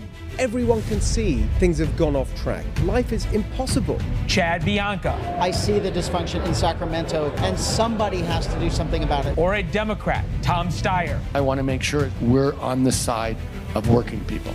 Katie Porter. People know that we're going to need someone who's going to be strong, who's going to be tough, who's going to be a fighter. Javier Becerra. Listen, I've been confident. She is a fighter. She may come at you with some hot potatoes. Jumped in about a year ago. Matt Mahan. Well, this race is wide open, more than ever. We are live statewide from San Diego to Chico and everywhere in between, and broadcasting across the country on News Nation. Debate night in California. This is Inside California Politics, Governor's Debate. Good evening. I'm your host, Leland Vitter. Good evening. It is the debate everyone is talking about after a plot twist which shook the California governor's race to the core. Eric Swalwell's departure led Nexstar Media Group to take the unprecedented step of repolling and restaging the debate in just a few days. Two new candidates have been invited onto the stage after that repolling. There's a lot to get to. Here's the debate moderators, Frank Buckley of KTLA and Nikki Lorenzo of Inside California Politics. Thank you, Leland, and good evening. Welcome. We are live from San I don't trust Francisco. anyone named This is Leland. Debate night in California. We would like to welcome you at home and welcome the candidates to the stage. Right now, we begin with the rules. Each candidate will get 60 seconds to answer a question. If there's a follow-up or rebuttal necessary, the candidate will get 30 seconds and 15 seconds for clarifications if needed. We will be reminding the candidates of those times throughout the night. The sound of a bell will ring when their time is up. The candidates will answer the questions with the first order determined at random, and their position on stage was determined by polling. Our first topic tonight is the cost of living in California, and that includes the high cost of gas. It is too damn high. One of the highest gas taxes in the country, about 61 cents per gallon. That money goes to pay for road repairs and public transportation. Steyer with the Mr. Steyer, sneakers. the first question of the night goes to you. Should we cut the gas tax? You The have 60 billionaire. seconds. Let me say that the reason that gasoline is so expensive, that our president, Donald Trump, has started an insane war in Iran and driven up the cost of gasoline for everybody in California. That has put $70 billion into the pockets of the oil companies who actually put him in the presidency. Californians are suffering across the board. The biggest problem in California is that the Californians can't afford to live here anymore. The answer on this is not to give up the gas tax, but actually to have a windfall profit tax on the oil companies who have been ripping us off for decades. That's on the books. We can activate it right away. We can get the money, and we should send it directly back to California citizens. The problem we have here is a president who's out of control, who's driving up costs across the board, and we actually need to take on the special interest oil companies who are taking advantage of Californians and making $70 billion more because of this war. Mr. Steyer, thank you. Ms. Porter, what is your position on the gas tax? You have 60 seconds. Affordability is not a buzzword for me. It's been my life's work, sitting across from families who have been pushed into bankruptcy by bills they couldn't pay, helping families avoid foreclosure or eviction when they were cheated by subprime lenders. It is too expensive to live in California, and I get that. I'm a single mom of three. I push a shopping cart and I fill up my minivan, which has nearly 180,000 miles on it. I absolutely feel these pressures, and I think we need to do something about it. But I also want to be clear, 82% of Californians don't breathe clean air today. And when we look at what they're sniffing their own farts. what that's costing people, we have to continue to make investments in having the cleanest fuel that we possibly can. So I absolutely think we ought to be thinking about how to move away from fossil fuels, and that means moving away from a gas tax and replacing that with the general fund taxes. Ms. Porter, thank you. Mr. Mahan, you support temporarily suspending the gas tax. Some, including the candidates on the stage tonight, have called that proposal unserious. What's your response? You have 60 seconds. Well, Nikki, Frank, it's great to be here with you this evening. I'm the only candidate on this stage who has called for suspending the gas tax and reforming it so it no longer is the most regressive tax in California that's putting an undue burden on working families like the one I grew up in. Look, I'm in this race because is Democrat we deserve Matt Mahan. better answers. We deserve better answers than we've been getting from the other candidates on this stage. We don't need a billionaire who made his money in private prisons and oil and gas that he's now supposedly against, or Trump's hand-picked candidate or a DC insider who the Sacramento establishment is now rallying around. Let me tell you who I am. I grew up in Watsonville, working class family. My mom was a teacher. My dad was a union mailman. I know what it means when gas prices go up $1 or $2 unnecessarily. I'll reform the gas tax so it's no longer the poorest, hardest working people in our state who are paying an unfair share to maintain our infrastructure. Mr. Mahan, thank you. Frank. Mr. Becerra, you have said you don't support suspending the gas tax. Why? You have 60 seconds. Frank, we need to make sure our roads, our highways, the potholes, we take care of business, because every day people. What about the potheads? They take transit. They need to get to work. They need to come home. The last thing they need to see is a infrastructure for roads and transportation that doesn't work. I remember when my parents would tell me the stories of when they came with $12 in their pocket. They had to make a life here. They needed to make sure California could work for them. Let's make sure Donald Trump is not starting reckless wars to keep the prices of gasoline down. By up to $2 a gallon, we could reduce the price if that war in Iraq that Donald Trump started would go away. My parents looked at things like this and said, hey, help me make a living here in California. That's why they were able to, at the end of the day, send my three sisters and I to college, buy a house, make it so that they could retire here in California. We need to bring down those prices, but we have to do it the right way. I'll make sure as governor I tackle these crises, because I've been through these crises before and had to handle them. We need someone with experience, someone who doesn't need on-the-job training the moment they get into the governor's office. Mr. Becerra, thank you. Mr. Bianco, you have said you want the total elimination of the gas tax. How would we fund roads and bridges? You have 60 seconds. So Mr. Mustache. Funding roads and bridges is a fundamental responsibility of government. We need to get rid of the rest of all the waste, fraud, and the abuse of the rest of government, which all of the Democrat policies over the last 20 years, 30 years have created. We only have the highest gas price in the country because of Democrat policies that are absolutely destroying the oil industry, the automobile industry, and forcing those prices up, forcing our refineries out of the state, forcing our oil companies from drilling in our state. When you send oil, make it into gasoline and send it to across state lines, and it miraculously becomes $2 cheaper, you know that your state is the problem. It is Democrat policies for the last 20, 30 years that are driving the cost of not only gasoline, but the cost of living in California. Well, he's a sheriff. We have the highest cost of living in the country because we have had one-party Democrat progressive rule for decades that is destroying this state.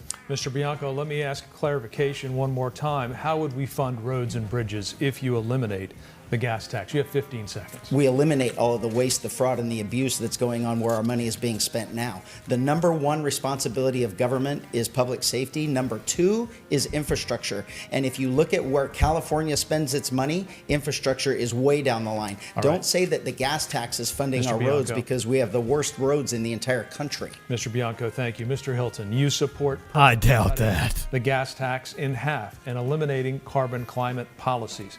With the supermajority of Democrats in the legislature, how would you, as a Republican governor, make any of these changes into law? You have 60 seconds. We have to make these changes because Californians are being crushed by the gas prices, by the gas tax. We have Republican the highest gas Steve tax in the Hilton. country for the worst roads in the country. And across the board, we have the highest taxes for the worst results. And you know who's really suffering? It's working Californians. It's small businesses. Most of my career has been in business. I know what it's like to try and run a business. The costs that are being imposed on our businesses and on workers in California is just too much. And one way or another, all the Democrats here are part of this system that obviously isn't working. We need common sense solutions. We need practical. California apparently does have the Why are third we worst roads in the importing country. oil from 7,500 miles away in Iraq. They're not the worst, rather than though. using the oil we have here in California. That's the kind of common sense change that, as governor, I will be there to persuade the legislature to do, because they, in the end, want to help Californians too. And just to clarify the question again, how would you, as a Republican governor, make any of these changes into law with a supermajority of Democrats? 15 seconds. The first point is that to open up California oil production doesn't need the legislature because it's through executive action. The way that they've been closing it down is through an agency of the executive branch called CalGEM, the California Department of Geologic and Energy Management. I would replace the people in there and give them a clear instruction to issue permits to our oil industry to produce oil Hilton, here in California that was so we 15 can seconds. cut gas prices for California families All and right. businesses. Thank you very much, Nikki. This next question is a follow-up question. It is for all of you. Should electric vehicle drivers pay a mileage-based road tax to fund infrastructure? Mr. Steyer, we'll start with you. You have 30 seconds. So let me say this. I think it is critical that California get off fossil fuels. Electric vehicles, starting cost is too high, and I would triple the credit so that people can afford to buy electric vehicles and no longer be subject to the fossil fuel costs and the fossil fuel control. Should they be paying the equivalent of a gas tax? Yes. But the truth is, electric vehicles are cheaper. That is our future, and we need to move to it as fast as possible. Mr. Steyer, thank you. Ms. Porter, same question to you. You have 30 seconds. I think all taxes should be progressive. The very wealthy, the billionaires, should pay more. The problem with a gas tax or a vehicle's mile-traveled tax is that it does the opposite. It punishes the lowest income Californians, those who have the longest commutes to work and can least afford fancy vehicles. So I think it's important that we fund this, as I've said, out of the general fund. We do need to move toward electric vehicles over time, but the reason they're not getting purchased isn't range anxiety, it's pocketbook issues. Ms. Porter, thank you. Mr. Mahan, same question to you. You have 30 seconds. I would reform the way we're funding infrastructure by issuing a flat fee on all vehicles, whether they're EVs or gas powered. Right now, gas powered families, disproportionately lower income families, people living in rural communities are paying 3 times more to maintain our roads. The way to achieve our climate goals is to invest in innovation, infrastructure, smart targeted subsidies, not to punish working people who can't afford an EV. Mr. Mahan, thank you. Mr. Becerra, same question to you, and I'll repeat it. Should electric vehicle drivers pay a mileage-based road tax to fund infrastructure? You have 30 seconds. Well, let's think about our commuters and what they would want to see. I know that they want to see roads, bridges, Democratic Xavier highways Becerra. that work for them, that let them get to work, that let them pick up their kids. They don't want to have potholes that ruin their vehicle tires and wheels. They want to have roads, bridges, highways that work. So I would say, let's take a look at all of the above. Whatever works. I'm not going to let our transportation infrastructure crumble. We have to make sure it's working for all of us. And so let's consider anything that works that the public can get behind. That's how I would do it. Specifically, though, just to clarify here, would you support a tax for electric vehicles? 15 seconds. If we see that that's one option that people support, I would make sure that we are funding our infrastructure. We can't let that go, because what we have is when we let our roads and our bridges crumble, people suffer, commuters suffer, and we pay a higher price. So we will fund our transportation infrastructure. Mr. Becerra, thank you. Mr. Bianco, same question to you. You have 30 seconds. Let me make this very, very clear. Republican Chad Bianco. Doesn't have a money problem. We have a money spending problem by decades of Democrat failures.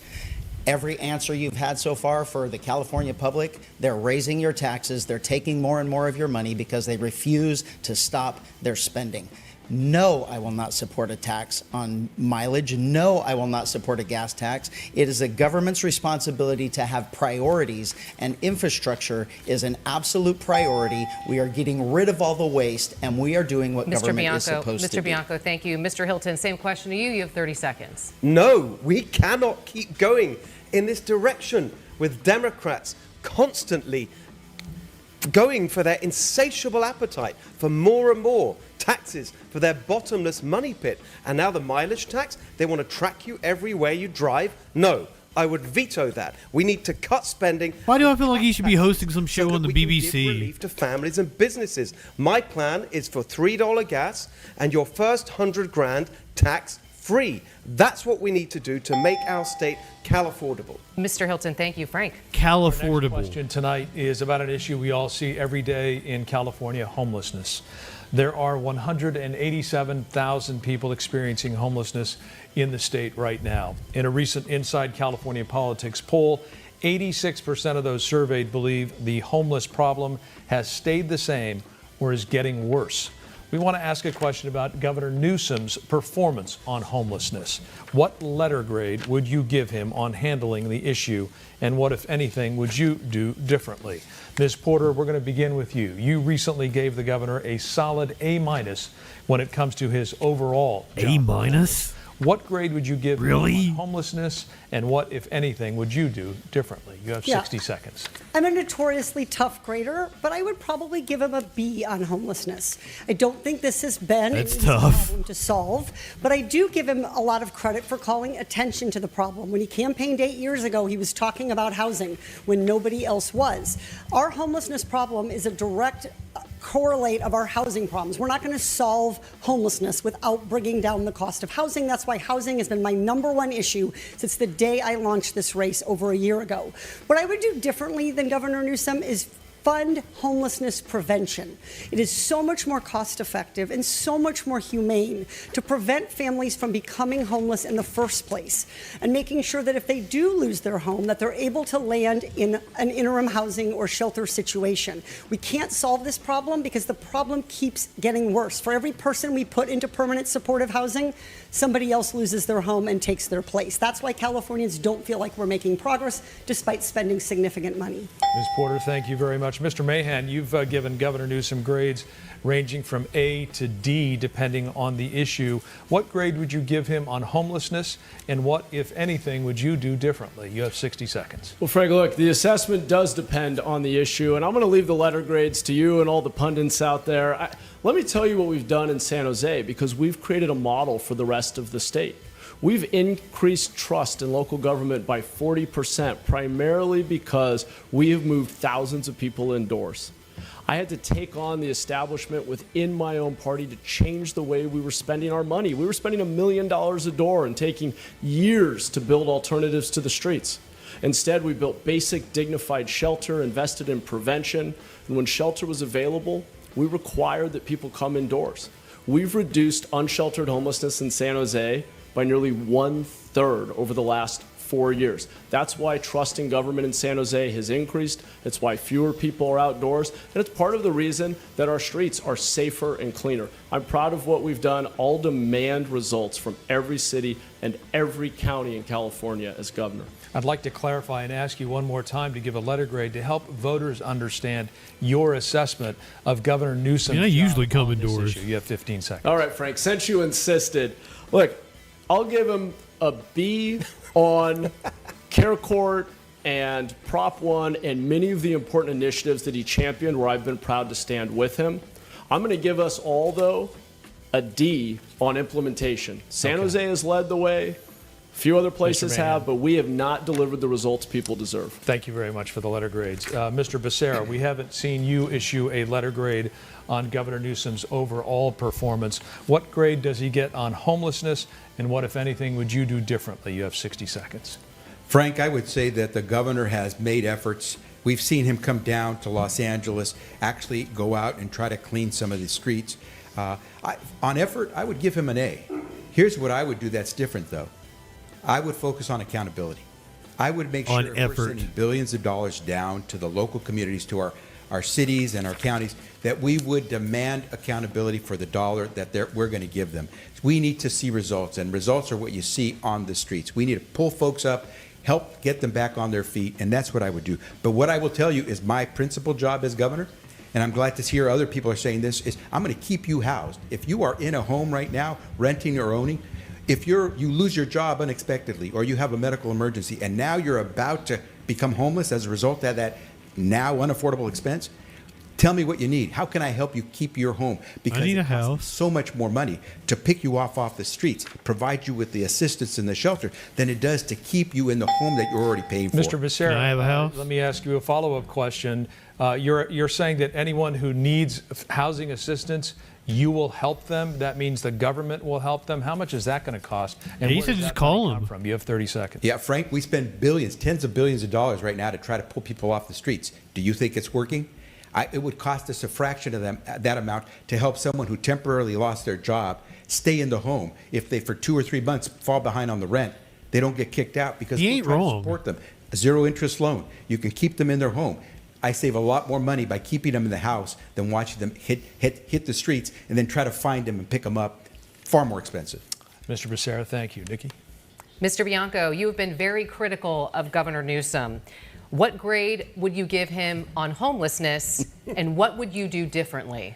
Well, you have 60 seconds. I think we've just learned of the failure of the California education system, too, if we can't even realistically assign grades to failure. It is an absolute dismal failure, and anyone that says it's not is fooling themselves or trying to fool voters. We are not dealing with homeless, so stop calling it homeless. It has nothing to do with homes. This is drug and alcohol Pretty abuse, sure it is. psychosis, mental illness causing the other. It doesn't matter. But these people are suffering from drug and alcohol abuse and mental illness. We would have fixed this problem probably already had the Democrats in California, in state legislature, and our governor funded Prop 36 to give us the treatment that we need. I am on the front lines of this. I've been on the front lines of this for 33 years. This has nothing to do with the home.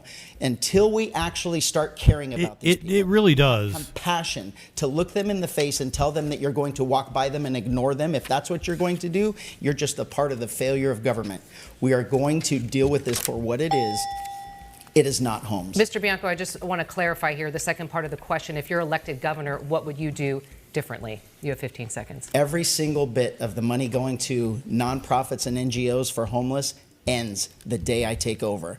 And a small portion of that will go to the funding of the drug and alcohol treatment centers that they need, the mental health treatment centers that they need, and then more importantly, Mr. Bianco. the combination of Mr. drug and Bianco, thank alcohol. you. and Mr. mental Bianco, illness. thank you. Those centers Mr. are Hilton, usually just fucking. You've given the governor an F on his Runts. overall performance. When Money it comes laundering. to homelessness, has he done anything right? You have 60 seconds. Well, by the way, I'd love to be in your class, Katie, if you get a B for what Gavin Newsom's done on homelessness. My goodness, of course it's an F. It shames our state, the situation with homelessness. We have about 10% of the US population, around 50% of the country's homeless population. And as for Javier praising Gavin Newsom for the photo op where he tried to pretend he was cleaning up a homeless encampment, literally Gavin Newsom did that 3 times in a row. Nothing changed. And nothing will change if you have one of these Democrats in power. It will be more of the same. My plan is a common sense 3-point plan.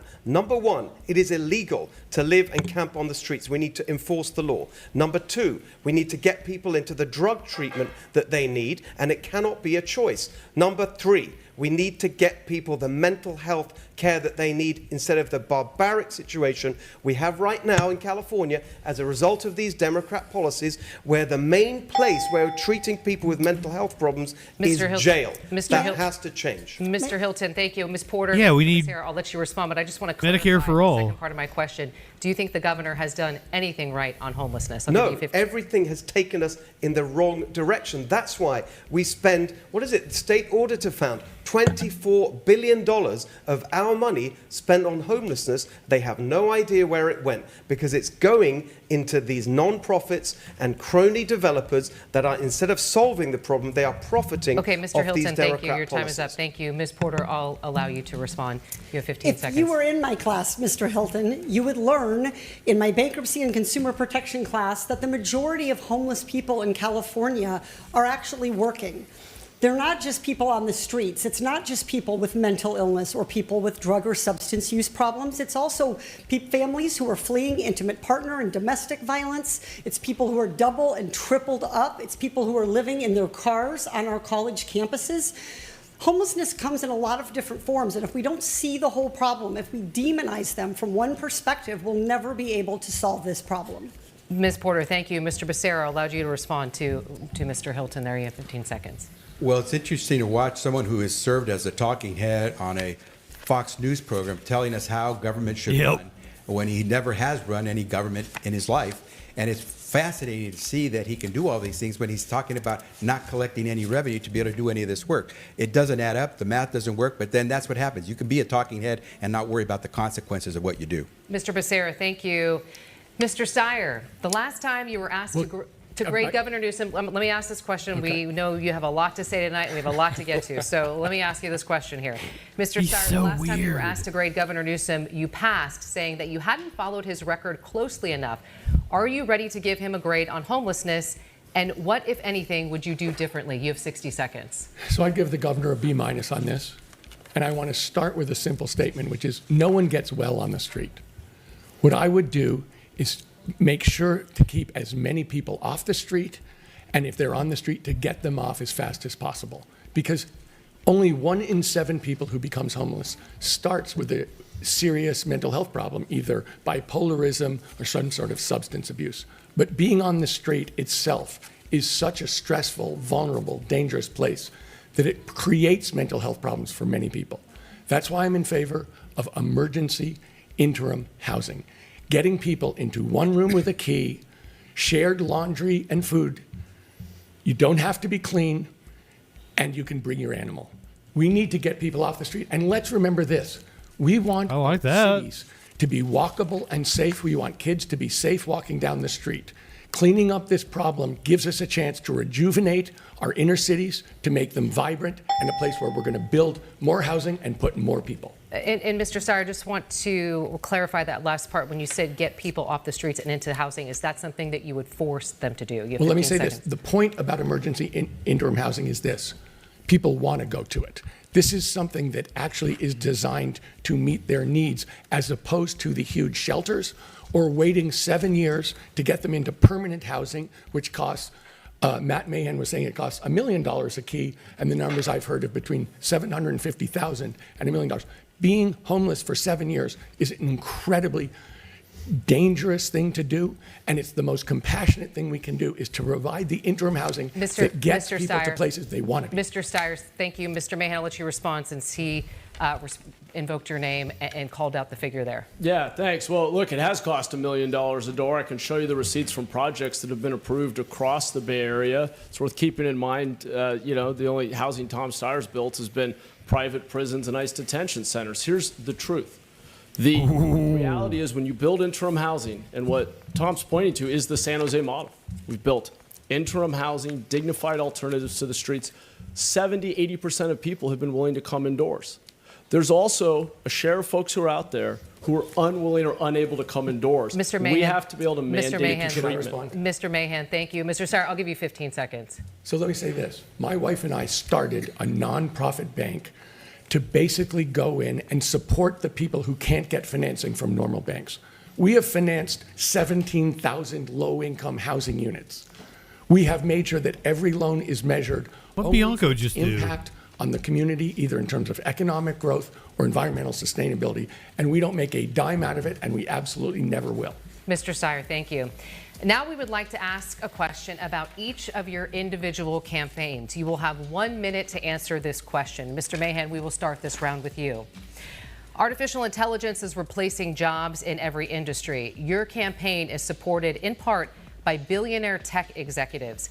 How can voters concerned about AI trust you to work for them and not the tech industry? You have 60 seconds. Thanks, Nikki. I'm the only candidate on this stage who has direct experience with deploying AI in government and regulating it. We created the playbook in San Jose that hundreds of other cities and counties use to put restrictions on how technology is used. Being the mayor of the largest city in Silicon Valley, I am at the forefront of these technological changes. I know that these tools can be harnessed to do great good, to make government more efficient and more responsive. We've sped up buses and improved language access, but I also understand the risks to privacy, misinformation and manipulation, job loss, which is why we've put strict regulations on our use of technology that other cities are following. We've created the first AI upskilling curriculum for our workforce so that they aren't displaced by technology, but they can use it to enhance their work. I am not afraid to regulate big tech or any other industry, and as governor, I'll make sure we protect the people of California. Mr. Mahan, thank you. Mr. Becerra, you were chair of the Democratic caucus when Eric Swalwell was elected to Congress. You said in a recent interview that, quote, many of us heard the rumors. What rumors did you hear, and should you have pursued the rumors as a member of Democratic leadership? You have 60 seconds. Thanks, Nikki. Yeah, you hear rumors all the time about all sorts of things. Rumors are not facts, and the caucus, the Democratic caucus, is not a place that adjudicates those things. It's law enforcement that does. If someone had come forward, we could then have investigations. I say that as the former Attorney General for the state of California. When I was Attorney General, we did go after sex trafficking. We did go after those who abuse of young women and take advantage of them. We did prosecute people. There was an individual who was a religious leader who was taking advantage of young women. We prosecuted that individual. Today, he is in jail for his crimes. We have gone after people, but we go after them based on evidence and based on facts. Unfortunately, we have a president today who would go after someone based on rumors. That's not the way we do it in America. We have to have the facts. Rumors are one thing, but getting the facts really gets you to move. And let me just applaud those courageous survivors who stood up and told America what the truth was. And today, Eric Swalwell was facing accountability. Mr. Becerra, thank you. Frank.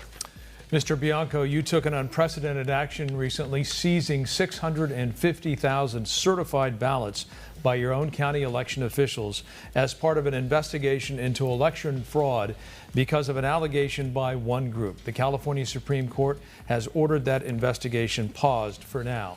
Do you believe California elections are secure, and would you consider taking the same action after the primary election if you don't believe the results? You have 60 seconds. Well, we're never going to know if our elections are secure, because when law enforcement does legitimate investigations into the allegations, it's stopped by our current Democrat one-party rule in California, particularly our embarrassment of an attorney general. So this was a very, very basic, normal investigation. The allegation didn't come from a group. No, he's a 2020 election denier. That our own records, county records from the registrar of voters, that do not match the output of votes counted. So a very simple investigation would have counted those ballots to see if they match the votes. But we now have a massive political outcry from our attorney general using political lawfare to stop a lawful investigation. And it wasn't the investigation was not stopped by the Supreme Court. It was stopped so we could argue these ridiculous allegations from the Attorney General about whether or not he has authority to stop that investigation in the first place. And to clarify, would you consider taking the same action after this primary election if you don't believe the results? You have 15 seconds. You made that assumption that that's why this happened. That is absolutely horrific that you basically said that I did that because of how I felt. If we get information, I've been 33 years in law enforcement investigating crime. Do you want me to start doing that with murders? I mean, this is ridiculous. What? This is an absolute ridiculous question. This is a ridiculous topic because we have an allegation of voter fraud. And Californians are sick of voter fraud. They're sick of politics, and they believe there's voter fraud. Right, but when Mr. we Bianco. try to fix it, it is stopped. All right, Mr. Bianco, thank you. Mr. Hilton, you said you were deeply honored to recently receive President Trump's endorsement. That's despite the fact that 62% of Californians disapprove of the job he is doing. Are those Californians wrong? You have 60 seconds.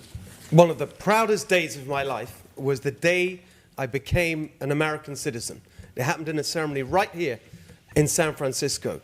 So it is a deep honor for me to be endorsed by the President of the United States.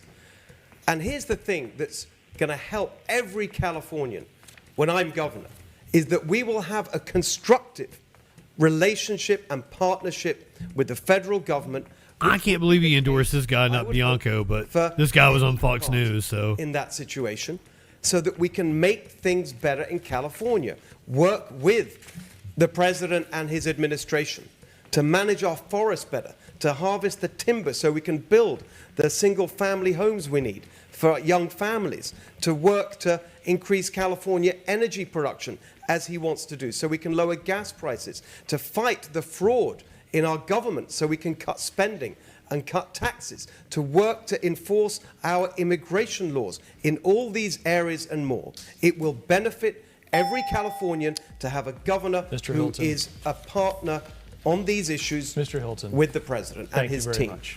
Nikki?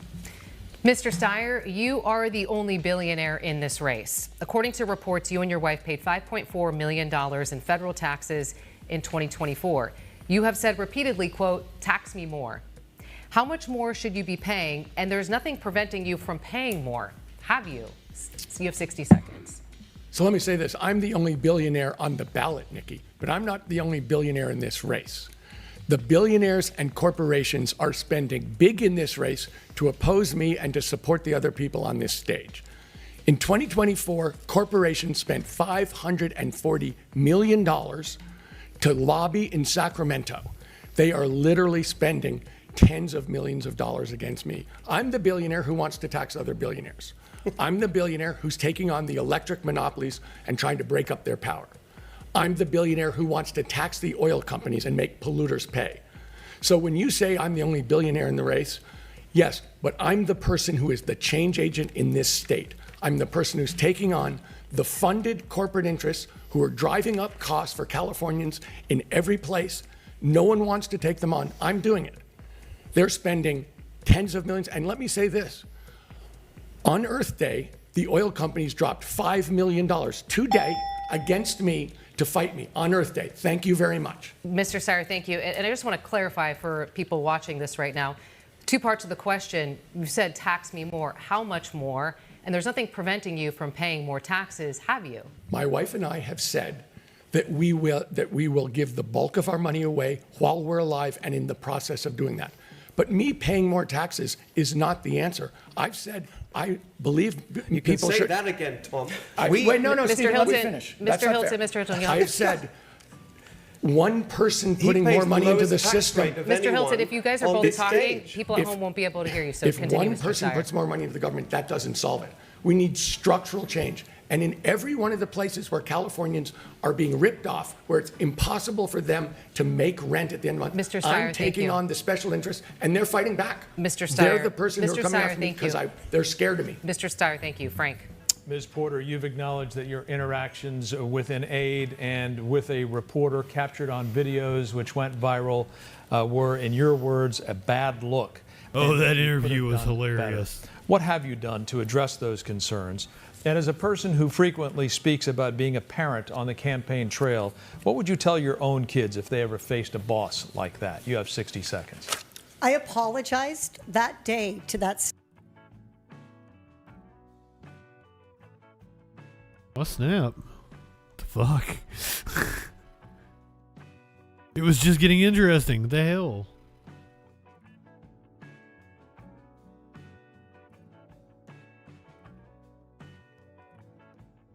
Come back to us. To work together for 4 years following that incident, and it speaks to how I addressed it.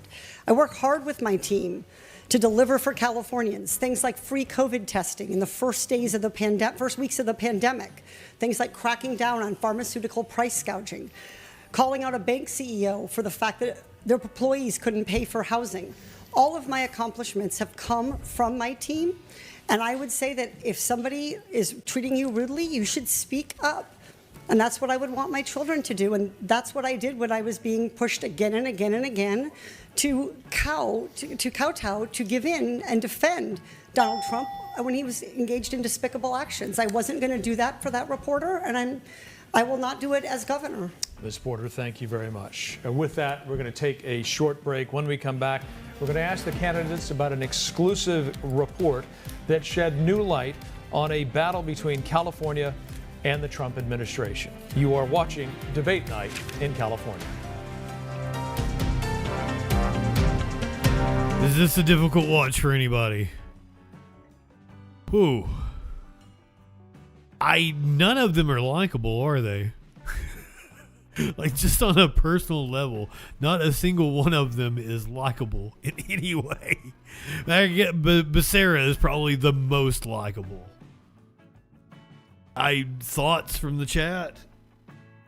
TikTok people, you weren't in the main chat, but I can totally see you if you want to comment. Old World Blues, welcome in. Steyer is the only interesting guy. I mean, he's the one that's preaching the thing I'm probably most interested in, but also he's a billionaire.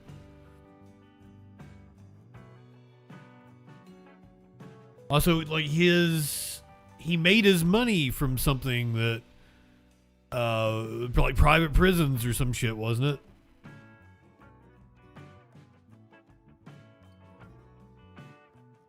So fuck him a couple different ways. But I guess just in terms of, I'm probably the most partial to Katie Porter. I don't, the whole scalding potatoes thing doesn't bother me, I guess. I always liked the way she explained things with her charts, and I thought she was a very good communicator. And like, being an asshole doesn't disqualify you from being a politician. It should probably be a plus. But she gets grief for it because she's a woman. Welcome back to Debate Night in California. The race for governor coming to you live from San Francisco. All right, let's move on to our next question. In an exclusive KRON 4 report, a California Highway Patrol officer was recorded giving a roadside English proficiency test to a commercial truck driver. Let's take a look at the video. And then do me a favor. Tell me what this sign means. So what does this mean? What is it telling you?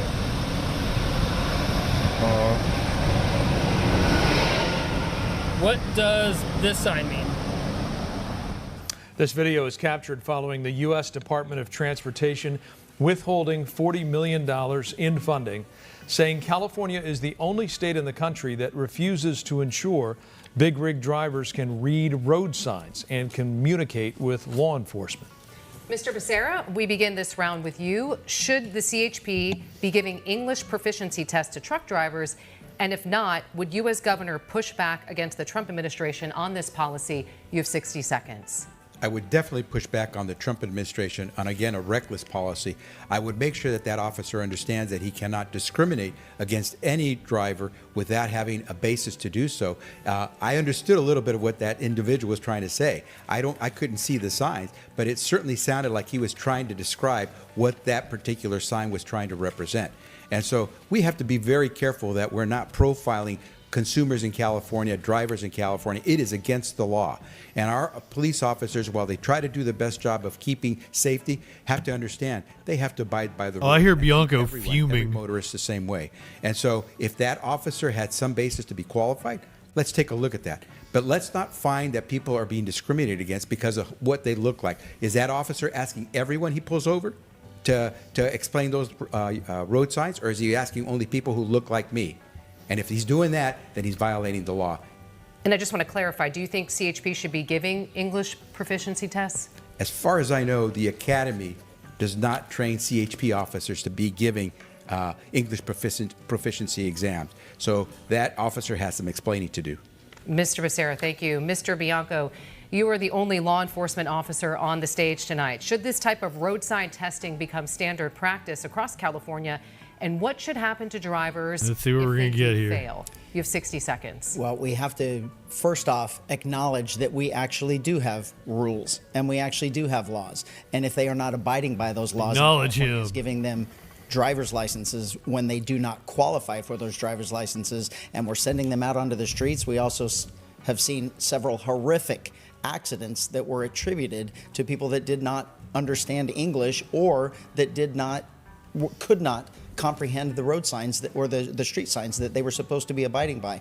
So we don't know the context of this. This is what's super important, especially in law enforcement. You have to know the entire context of this entire stop and this entire video, not just the small section. But if he is verifying whether or not someone can read signs, my guess is he was stopped for violating a sign, and he's trying to verify that he could. And let's stop with this whole racism thing. Not his job, though. Racial profiling and all of this garbage.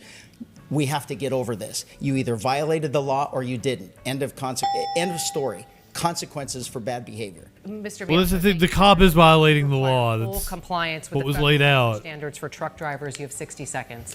So I've discussed this with someone called Marcus Coleman from Bakersfield. His beautiful daughter, Delilah, was put into a coma by someone driving a truck. An illegal immigrant, didn't speak English, and his daughter now disabled for life.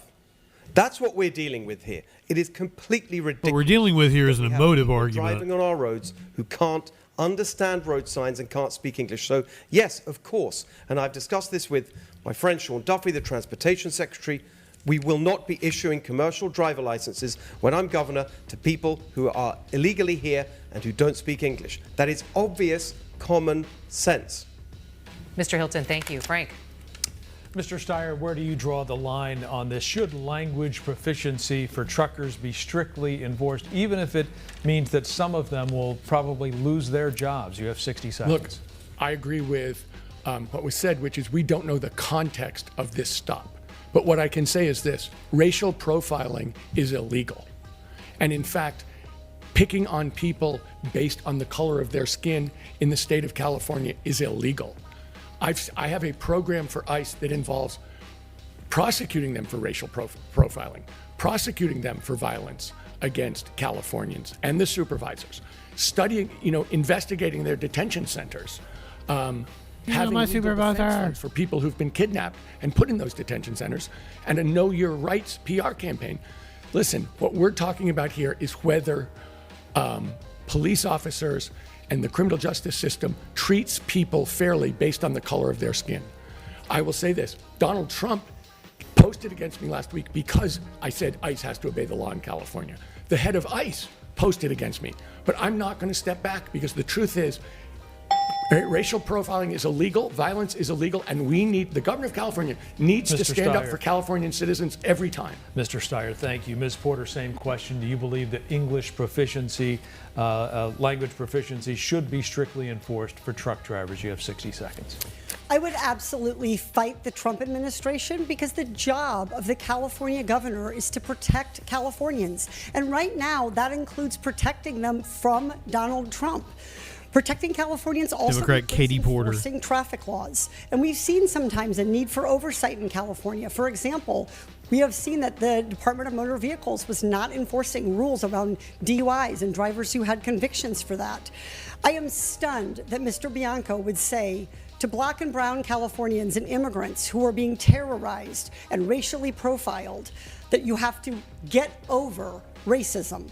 It's not something that you get over, it's something that you fight. And if he doesn't understand the importance of that, he has no business representing a state with the diversity of California. Ms. Porter, thank you very much. Mr. Bianco, I'll give you 15 seconds to respond. Yeah, again, that's not even close to what I said. What I said is we're Californians, and I'm speaking for them, especially from law enforcement. When I deal with persons of color every single day, Californians are absolutely sick and tired of our politicians making race the basis of everything. It is not. And this racial divide that they are pushing between law enforcement and the public, or Democrat and Republican, absolutely has to stop. And I'm telling you, we are sick of it. Well, stop being racist. Thank you. Mr. Mahan, as a mayor of a city in which 42% of the residents are foreign-born, do you believe that English proficiency tests for truckers are necessary? You have 60 seconds. No, Frank, the right answer here is clearly to hold the DMV accountable for ensuring that every driver on our roadway meets the qualifications for the license that they have. That's the appropriate entity to do this. And why isn't the DMV doing that? One of the most diverse big cities in the country,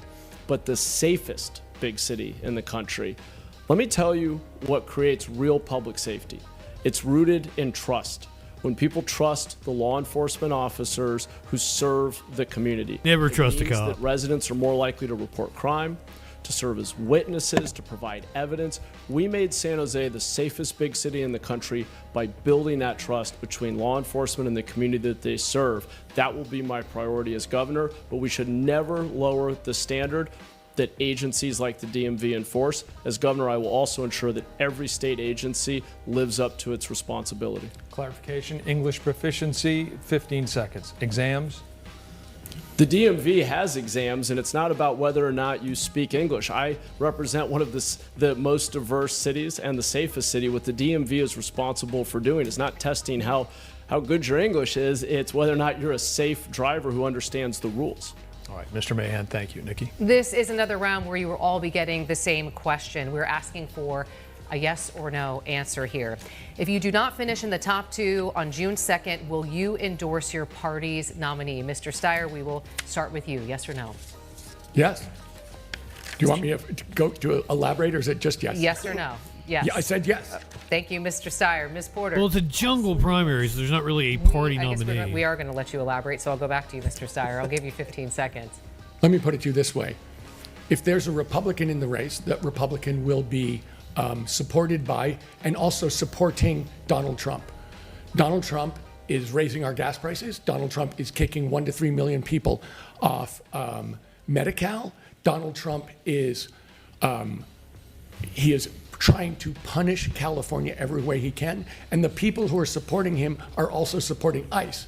That is a legal organization that is terrorizing and victimizing Californians. How can I support that? Mr. Steyer, thank you. Ms. Porter, I know that you said yes. Your response. Yes, absolutely. And I have a track record of supporting other Democrats.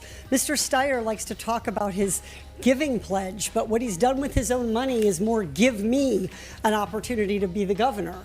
I think it's really important that we support other Democrats. I've campaigned for other people in purple seats. I've raised money for other people. She workshopped that. Successful It sucked. fundraiser and a successful campaigner, and I've used that to beat Donald Trump everywhere we can, and I would do the same thing in this Porter, race. Ms. Porter, thank you. Mr. Mahan, we'll come to you. If you don't finish in the top 2 on June 2nd, will you endorse your party's nominee? You have 15 seconds. Well, we don't have party primaries, but assuming there's a Democrat and a Republican, I'll endorse the Democrat, but I will make very clear to them and everyone else that the best resistance to Donald Trump is delivering results in people's lives, just as I've done as the mayor of the 3rd largest city in the state, where we're building thousands of homes. Mr. Mahan, we've reduced thank you. crime and reduced homelessness. Mr. He was told Mahan, to say thank that you. over and Mr. over and Becerra, over same again. Question to you. What we need is the best person who can fight those who are attacking California, like Donald Trump.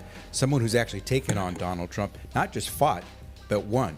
Not someone who just wants to fight to do more for housing, but has and can improve the lives of so many people, has fought for better health care. I will support that Democrat in the runoff. Mr. Becerra, I'm hoping thank you. I'm the one that's there. Mr. Becerra, thank you. Frank. I'll ask the Republicans now. We've heard from the Democrats. Mr. Bianco, if you do not finish in the top 2 on June 2nd, will you endorse your party's nominee? 15 seconds. The only people who are hurting California are Democrats. It is not Donald Trump. They keep saying Donald Trump because Democrat policies are a dismal failure in California. They have nothing to point to. I'm not going to support my opponent because it's going to be he and I going to November. That's a possibility. Thank you very much. Mr. Hilton, if you do not They're finish polling in the top 2 right on now. June 2nd, will you endorse your party's nominee? 15 Yes, seconds. yes, I will, because we've had 16 years of one-party rule by these Democrats. It's given us the highest poverty rate, the highest unemployment rate, the highest cost of living in America. It is obviously desperately time. They have the highest changing unemployment California. rate. It's time for some balance in our What was the system. other thing he said? We I don't think have that was to true either. Elect a Republican as your governor answer. this year. Thank you very much. Nikki. Now we are going to go to our closing statements, but that does not mean the debate is over. We will continue to be live on our last half hour of our digital channels and on YouTube. To get there quickly, just scan the QR code on your left side of your screen. Mr. Mahan, we will begin with you. Closing statements. Well, we're already there. Thanks, Nikki. I'm running for governor because Californians deserve better. We deserve a government that is accountable for delivering results in people's lives. As mayor of the third largest city in the state, I've delivered the biggest decreases in crime and homelessness. We have thousands of homes under construction. I know what it looks like to take on the establishment within my own party to make government deliver results for working people. We don't need MAGA, but we also don't need more of the same. That's why I'm offering something different. Mr. Mahan, thank you. Ms. Porter, you have 30 seconds. California, this election is about who you can trust to fight for you. One candidate is a billionaire who got rich off polluters and ICE prisons and is now using that money to fund his election. Another candidate for nearly 40 years cashed corporate checks and then lacked the courage to take them on. I'm not like them. I have never taken corporate money. That's why I have always stood firm against Donald Trump and special interests. I'm like you, a mom fighting for a better future for California. She's probably got the most name recognition, but she's polling like 4th. California is going through a crisis, and we need someone who knows how to govern. That doesn't bode well for her. Who's going to need training wheels the moment they walk into the governor's office. This is a time to have someone who's actually fought those crises, whether it's the man-made crisis coming from Washington, D.C., or whether it's the cost of living crisis that we face here at home. We need someone who's actually fought and won. Beat back Donald Trump to save the Affordable Care Act all the way to the Supreme Court. Beat back Donald Trump in preserving the DACA program for Dreamers. Been able to do that and win for the people. Mr. Becerra, thank you. Mr. Bianco, you have 30 seconds. Yeah, we have all heard their platform now. It's more taxes and a complete lack of responsibility. I have 33 years of dealing with the consequences of their poor decisions and of their poor policies and the Democrat agenda for the last 33 years. I am running for Californians because Californians do deserve better. They deserve someone with honesty, transparency, integrity, and most importantly, proven leadership. If you want the status quo, keep the status quo. If you want a better California, I'm asking for your vote. Mr. Bianco, thank you. Mr. Steyer, you have 30 seconds. The people raising the cost for California don't want me to be governor. I'm the change agent here, and they don't want change. And in politics, it's pretty easy to figure out who you are by seeing who opposes you and who supports you. Let me tell you who opposes me. The oil companies, PG&E, the realtors, the drug companies, Donald Trump, and the head of ICE. Let me tell you who supports me. Progressives, environmentalists, organized labor, including teachers and nurses. None of these people are fighting anybody else no one else on this stage is having these corporate special interests oppose them. They want to stop me Mr. because Steyer, I'm going to change Mr. California. Steyer, thank you. Mr. Hilton, closing statements, you have 30 seconds. We obviously need change in California. The system is not working. I'm the only one here who has never run for office before. I'm not part of this system. These Democrats can't get it done. Matt Mahan talks about his record in San Jose. Actually, homelessness and crime are going up. Javier Becerra talks about his time in government. He thought it was a good idea to put masks on 2-year-olds. We need real change in California. We need to think different. We need to vote different. My plan to make our state Cal-affordable is real and serious, and we can get it done if we just vote differently this year. Mr. Hilton. Cal-affordable. All right, with that wraps up the first hour of our debate tonight. We want to thank all of the candidates, first of all, for being here. We hope you will join us for another half hour of the debate, including your viewer questions. We're streaming live on your local Nexstar station's Plus channel. You can also watch it by scanning the QR code on your screen. We will see you right back here on your digital channel in 2.5 minutes. 2.5 minutes. You guys keeping track? I'll take you 33 and a third chance, minus my 25% chance. You got an 8 and a third chance of winning.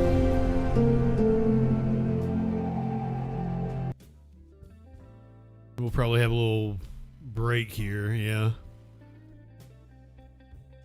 Kind of like WrestleMania. I kept rewinding. So, like, I didn't get commercial breaks. I just got, like, a screen that was like, WrestleMania will resume shortly. Now, you're not even getting ad revenue from this. So, we got another 30-minute segment. TikTok. I'm going to cut you guys off and turn you back on and hopefully get some love. I don't know how the algorithm works over there, so I gotta try. I usually am not on TikTok this long. I usually get banned. Apparently TikTok does not like marijuana or titties, and those are two of my favorite fucking things in the world. But I wanted to try out TikTok while we're doing the debate, and I might not be able to hit the marijuana or slap them titties. So I'm gonna turn you guys off, hit the marijuana, and then slap some titties, and then turn you back on. So Jimmy, I don't know if you'll come right back or if you've got to find me again. But we would love to have you here, brother. Come on. Yeah, one person watching me on TikTok right now. Yeah, it takes you away.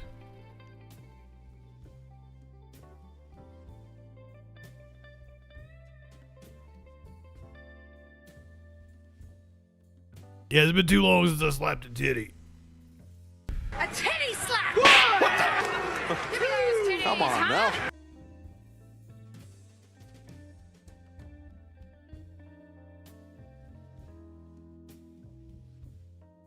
I'm also not sure, but I don't think I can get away with this on TikTok. I can't wait to have your cock in my mouth. I'm going to give you the blowjob of your life.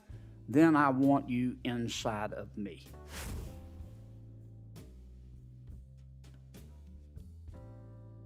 I think I've sucked this thing dry like I'm Senator Kennedy. Oh, goddamn. Woke Potato, how are you, my friend? Good to see you. Who else snuck in here on me while I wasn't talking? We were just doing the YouTube stream doesn't like it when I'm all mouthy. Zed, Fragwitz, welcome, friends. Tyler X, thank you for the raid. Michael, welcome in. Digital Plus channel. We want to continue with the next question, and it's this one. The median home price in California right now is $900,000. This is the question. What is your plan to lower the cost of housing? Mr. Mahan, we're going to start with you. You have 60 seconds. Thanks, Nikki. In San Jose, we were approving thousands of housing units, 20,000 housing units. I would like to hear one answer from this dude where he's not like, I'm the mayor of San Jose. I led us through a process of looking at the data and recognizing that we in government are often in the way. We did hard things. We sped up permitting.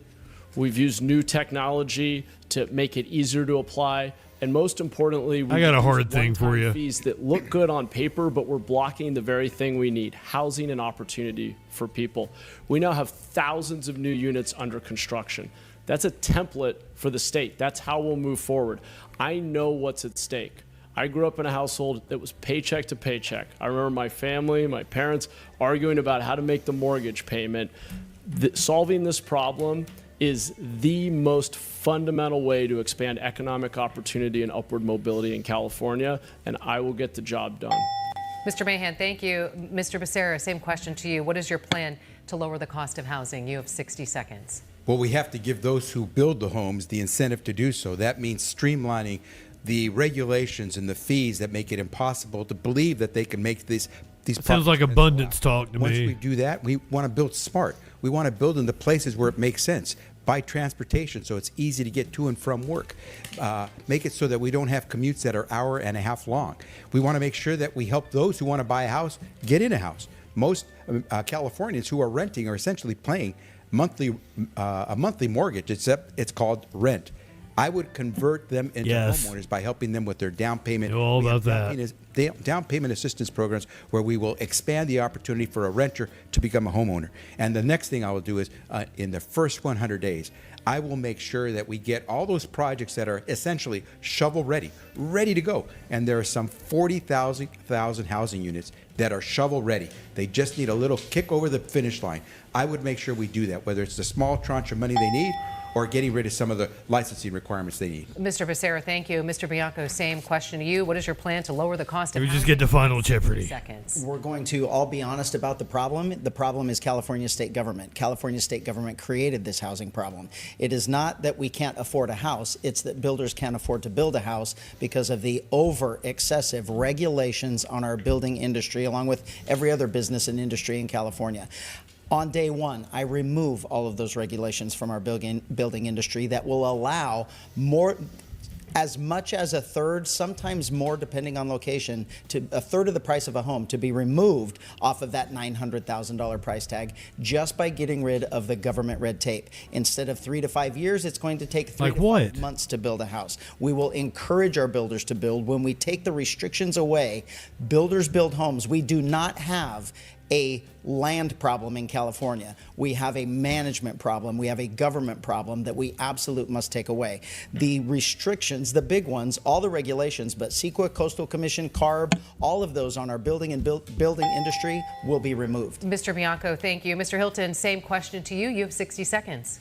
Well, if San Jose is the template for housing affordability in California, God help us. It was just rated the least affordable city for housing in the world. That is completely the wrong answer. I don't think that's true. Is my plan, which was the first plan that I put forward in this campaign. Number one, we have to end this outrageous hidden tax on housing. They call it impact fees. It can add up to 20% to the cost of a home. Secondly, we have to reduce the extreme environmental regulations that make it 3 or 4 times as expensive to build the exact same home in California as in neighboring states. Number 3, we have to end the exploitative union lawsuits that are filed to block housing. It's Zurich, Switzerland. Project labor agreements that make the cost so much higher. And number 4, we have to end the war on single-family homes so that we can build the housing we need for young families. We need more starter homes in California. Mr. Hilton, thank you. Mr. Mahan, I'll give you 15 seconds to respond to Mr. Hilton. Yeah, thanks. San Jose has been the most expensive city in the country since before I was born because of all the jobs created there. I know that because my parents had to move 50 miles away, even though my mom grew up there, just to afford to buy a home. What I did as mayor, though, was take ownership of the problem, unlike all the talk you're hearing on this stage. But it's not, according to this, San Francisco is. Now we have thousands of homes under construction. Mr. Mahan, thank you. Mr. Steyer, same question to you. What is your plan to lower the cost of housing? You have 60 seconds. Look, the biggest problem in California is that Californians can't afford to live here, and the number one problem there is housing. And I've seen people who have full-time jobs who are still having to live in their car. But if we're going to solve the housing problem, and I've said we'll build 1 million units, it's not a silver bullet the way some of these people are suggesting. It's silver buckshot. Yes, we have to shorten permitting and make it less expensive. We made a first step on it last year. We'll make more. 2, we have to redo zoning so that we build denser and around public transportation. 3, we need to actually drop the cost per square foot of building. There are ways to do it. Industrial construction away from site and then putting it together on the site drops the cost per square foot by 1/3. And lastly, one of the biggest reasons it's hard to build houses here is the cities and counties don't want it because they can't afford to take care of the people who are in the houses. I've said on day one, I'll call for a special election to close a corporate tax loophole. That will fund it. That will get the cities and counties on our side. The realtors are mad at me. They're fighting me. But that's the only way we drive down housing costs for the people of California. Mr. Steyer, thank you. Ms. Porter, same question to you. What is your plan? I'm mad at him because he wore tennis shoes. Seconds. Housing is personal to me. I've sat across from thousands of Californians who are facing eviction or foreclosure. When I served the state of California for 3 years under then Attorney General, now former Vice President Kamala Harris, and I held the big banks' feet to the fire for predatory lending. I've also questioned CEOs of big banks about how the huge slice that housing takes out of their paycheck. Housing has been my #1 issue since I launched this race, and I have the deepest background in housing policy of any candidate on this stage. The key is to build faster. If we built at the same speed in California as states like Colorado, we could take 10 or 20% off the cost of housing. That's okay, but if you were going to wear sneakers, why wouldn't you wear dark sneakers? Bucks, it's hundreds of dollars. I just want to comment, Mr. Becerra, you have all these lovely plans, but there are never any numbers, any revenue plan, any details, anything that pushes on the status quo. It's just those are probably like $1 million Jordans or some shit. The how much? It's all missing. Ms. Porter, thank you. Mr. Becerra, I'll give you 15 seconds to respond to Ms. Porter's comments. It's very rich to hear from someone who's never had to actually run a government. I have had to balance 4 budgets over the course of my time as Secretary of Health and Human Services. A budget, by the way, that was larger than the budget of the state of California. When I was Attorney General of the state of California, I had a fight, whether it was a corporate attempts to try to take advantage of Californians, or whether it was the Trump administration. I got in and I filed lawsuits. They weren't frivolous lawsuits. I won most of my cases because I knew how to put down the details and the facts. So it's easy to say you haven't done this. It's easier to prove that you actually have. May I respond? Mr. Becerra, Ms. Porter, we have to move on. We have a lot of questions that our viewers have for us next, and Frank is going to move on to those because we have a lot to cover in little time. We want to turn to some viewer questions that we assigned at random to each of you in a random draw. Mr. Becerra, we're actually going to begin with you. Ashley from Paris wants to know, what is one specific cost, gas, groceries, utilities, childcare, that you will lower in your first year, and exactly how will you do it? You have 30 seconds. Ashley, one of the things that I will do immediately is I will freeze utility rates and I will freeze home insurance policy premiums, because I believe it is time that Californians had an understanding of why so many of them are paying so much for both of those charges that they have when they have a home. It is time for us to get behind the curtain and understand why these industries are charging Californians so much, and in some cases dropping Californians from their insurance policy without explanation, charging twice as much. It is time for us to freeze those so Californians benefit. Mr. Becerra, thank you. Mr. Bianco, you get the next question. This is Greg from Placerville, who wants to know, what is your position on automatic license plate readers, flock safety systems, and broader issues of mass surveillance? You have 30 Oh, he just got hard. That's his position. I'm a huge proponent of flock camera systems, and not flock, but the type that the Told you. for law enforcement. They have been a game changer for law enforcement. It's not about the misconception. I want to ensure him.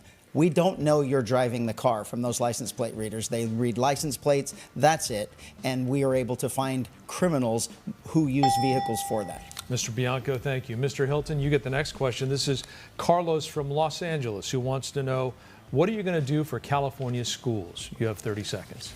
It's an absolute scandal that we have just under half of our students can read at grade level. For math, it's 35%. Here's the plan. We're going to learn from what works in other states. And I heard it was 33 best and a way third to teach percent. kids to read phonics. We're going to have that in every school. The most important thing is that you learn to read by the end of third grade. Just as Mississippi has done, we're going to make sure we're going to give you help over the summer if you can't. But if you don't meet the test, you repeat the grade, and then you can move forward. And we're going to hold teachers and schools accountable Mr. Hilton, for their performance. Thank you very much. Nikki? Mr. Steyer, Sophia from Folsom wants to know, what is your stance on remote work? You have 30 seconds. I do believe he's British. So, remote work is enabling people not to make these huge commutes.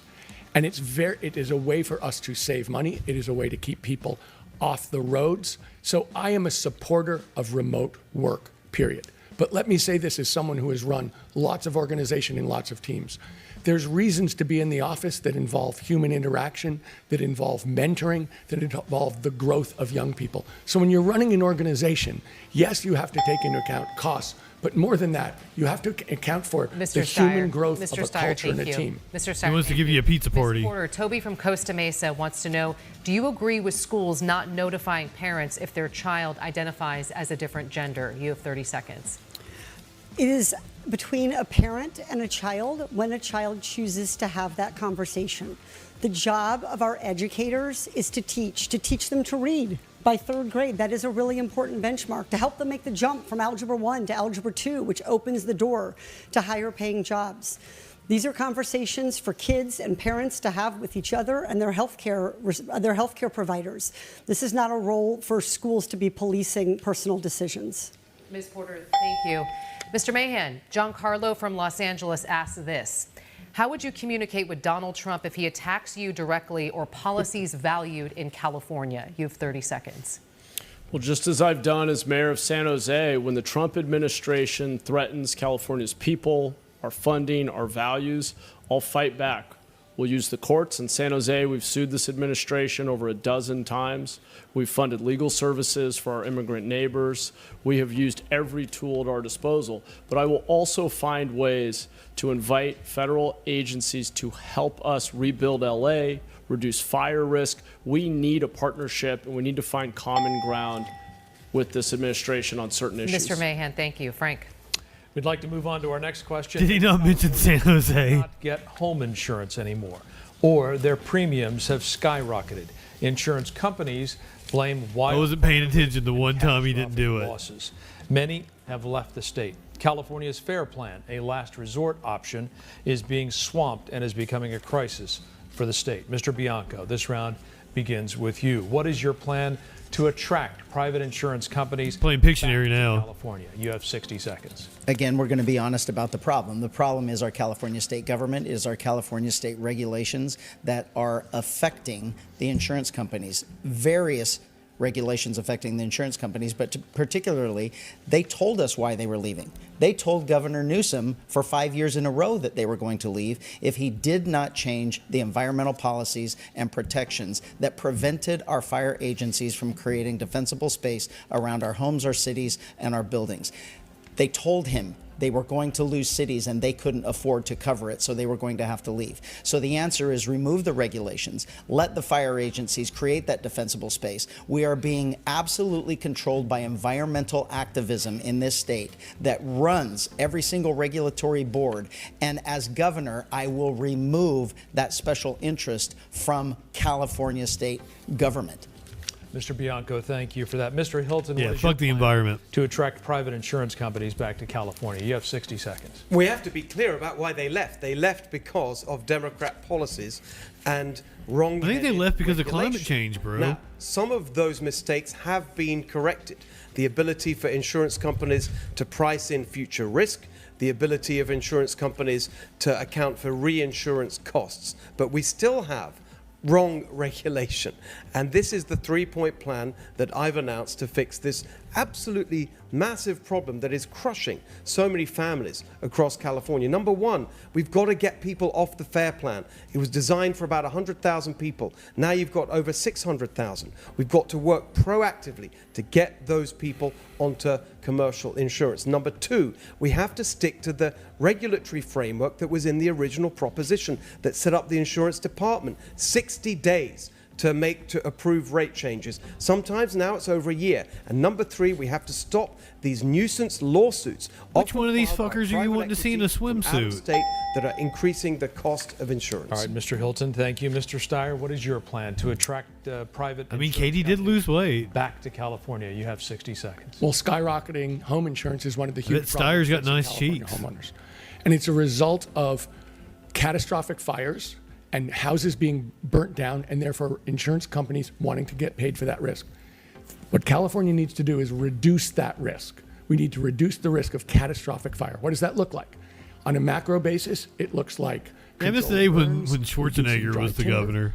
On a micro basis, it means hardening. He was talking about hardening.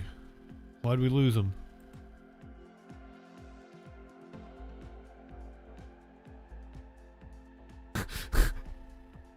This KTLA keeps crashing, and we watch them for police chases all the time. I guess it's just where it's the governor's debate. They don't usually crash on us.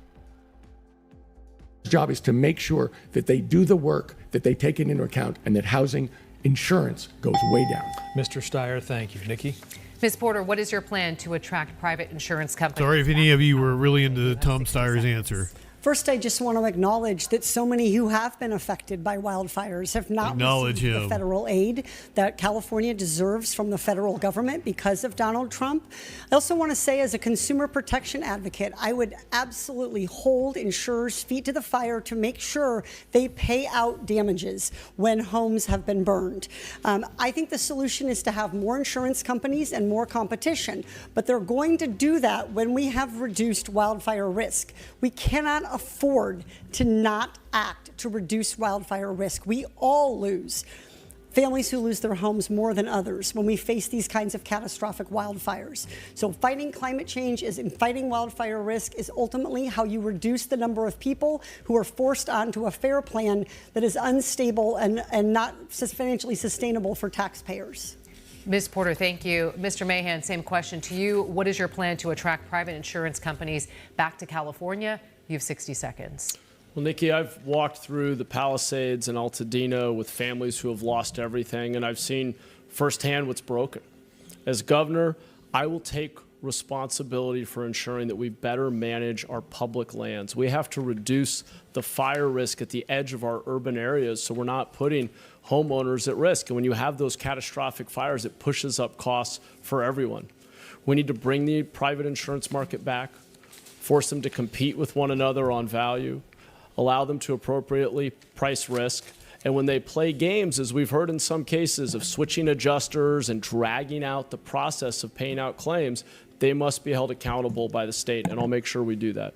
Mr. Mahan, thank you. Mr. Becerra, what is your plan to attract private insurance companies back to the state of California? You have 60 seconds. I won't be as lenient as some of the responses you've heard. I believe that it's time that we get behind the curtain and find out how these insurance companies are operating, because there are still people in Altadena and Pacific Palisades who have not been paid on their claims from back in I got kicked off Rumble. How do you do that? That is ridiculous. Every month they paid their premiums. Some people had never filed a claim, yet when they finally filed this claim for these wildfires, they still can't get an answer to the question how much they get and when they'll get it.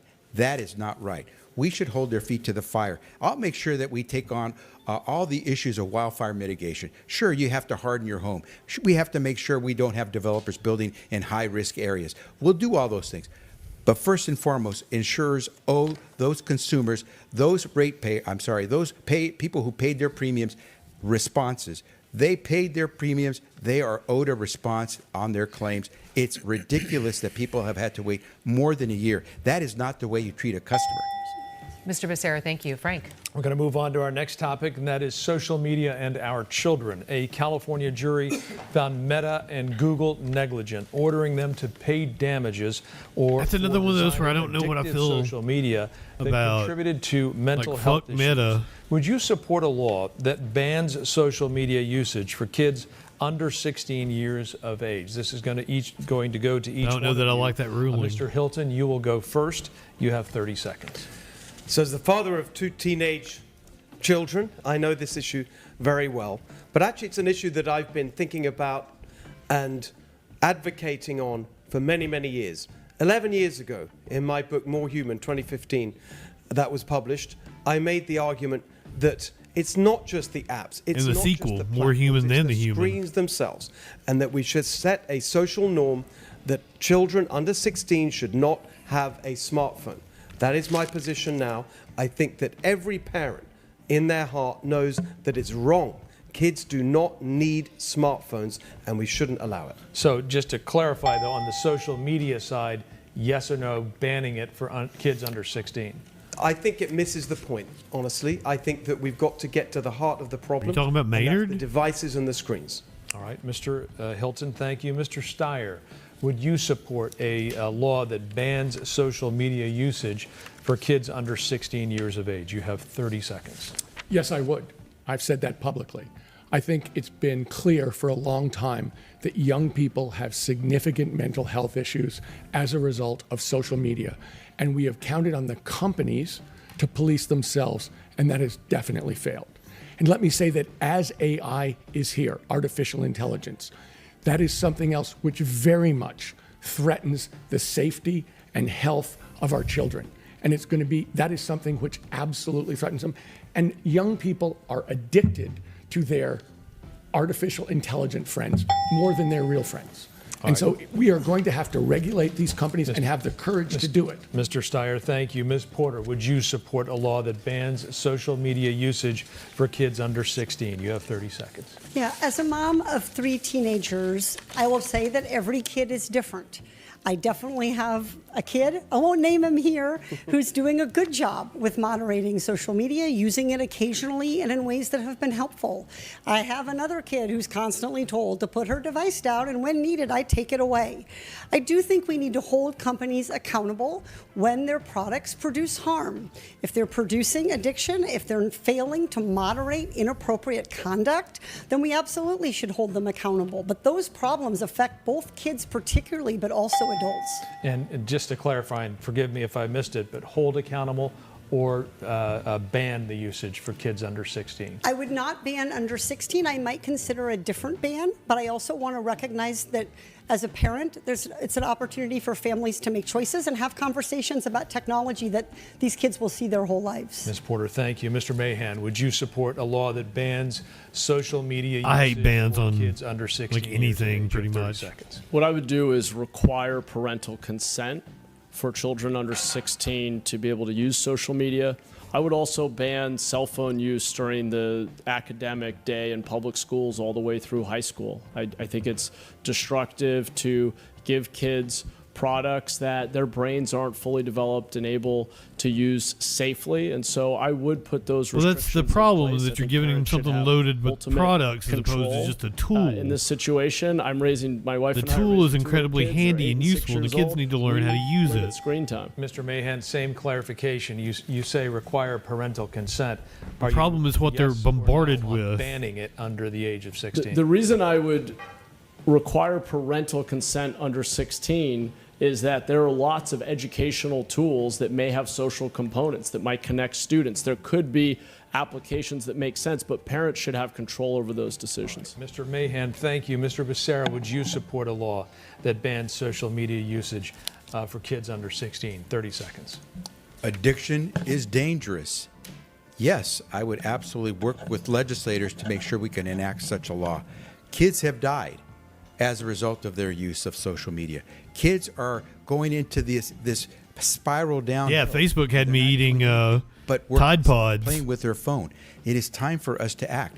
And I will tell you, I died as a former twice. Attorney General, I will enforce that law to make sure we are able to manage our children's development over the lifespan. And what I will tell you is this: we also have to help those families that are trying to manage their kids' use of these types of devices. Mr. Becerra, thank you. Mr. Bianco, would you support a law that bans social media usage for kids under 16? You have 30 seconds.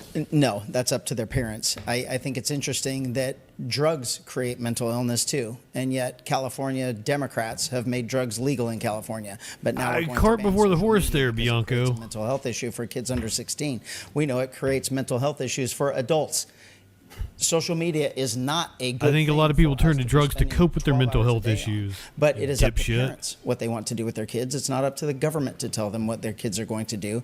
And I agree, there are far too many educational benefits to these platforms than there are dangers, but it's up to parents. All right. Mr. Bianco, thank you. Nikki? Time's winding down, so as we like to say in TV, we're going to switch gears and ask a bit of a lighter question so people watching can get to know you on more of a personal level. All right, Keep here's your the answers a bullshit bit short part. here, but since we're on a streaming platform now, we want to know, what was the And last cuss. streaming show that you watched? Mr. Steyer, we'll start with you. I think the last streaming show I saw was probably Marshall's. Marshall, streaming show It was, of Marshall. you know, Okay. Yep. Marshalls? Ms. Porter, last streaming show that you watched. I took a lot of heat from my kids for this, but I was watching Heated Rivalry. Okay. Ms. Porter, that? thank you. Mr. Mahan, last streaming show that you watched. It's the one with Kerry Russell. I think it's called The Diplomat, The or Diplomat. something. The Diplomat. Yeah, it's pretty good. Mr. Mahan, thank you. Mr. Becerra, last streaming show that you watched. I wish I could tell you that I have time to watch streaming shows. I can't tell you that I'm much of a TV watcher. All right, Mr. Becerra, thank you. Mr. Bianco, last streaming show. He that you reads. I don't stream and I don't watch TV. watched. Okay, Mr. Bianco. I thank believe you. that, and he Mr. doesn't Hilton, last read. streaming show that you watched. We're in the middle of it right now is Reacher. One of my sons really enjoys that, probably more than the rest of us in the family. But it's been good fun to watch together. Mr. Hilton, thank you. Thanks to all of you. Thanks to our candidates for being here this evening.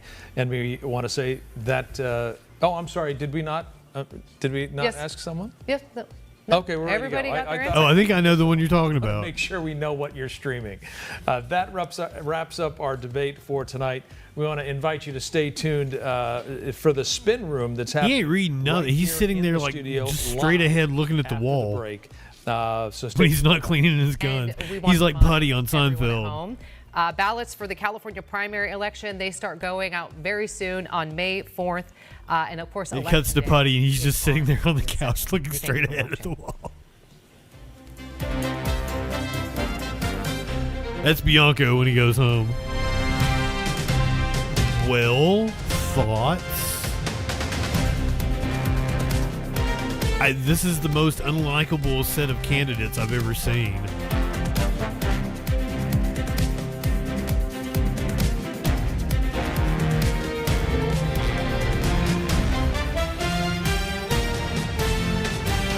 like the milquetoast guy in the end. Bianco's a piece of shit. British guy seemed kind of fun. The Fox News guy.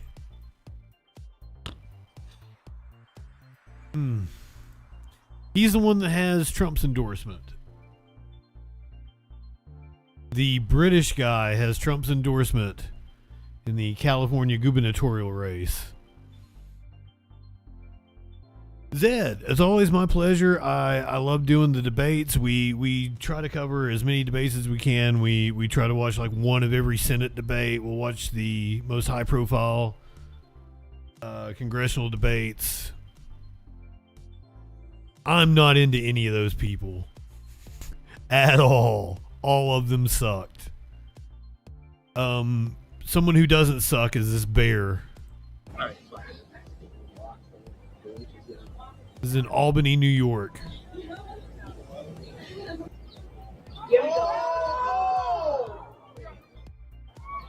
That tranquilized the bear, or someone's gonna catch it, right? Oh, there we go. Ready to go.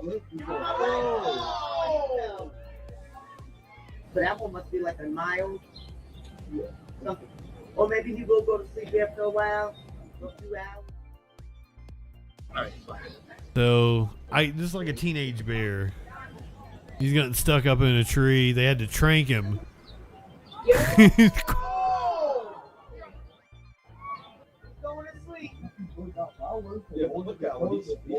So he's barely hanging on. Barely hanging on. So that one must be like a mild. Hang in there, bear. Or maybe you go to sleep after a while. He looks cute. Poor baby. He was probably scared.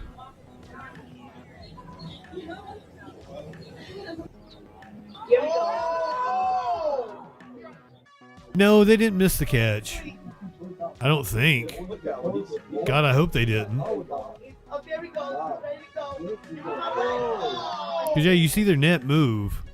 So that one must be like a mild something. Or maybe you go to sleep after a while, a few hours. Maybe he fell off of the net, but they at least broke his fall.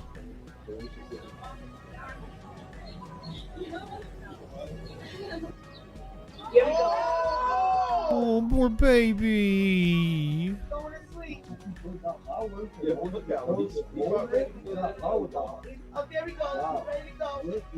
He's ready to go. He was hanging on for dear life. That one must be like a mild. I turned TikTok off and turned it back on in hopes that it would boost me up the algorithm. I lost the one person that was watching me on TikTok, and they never came back.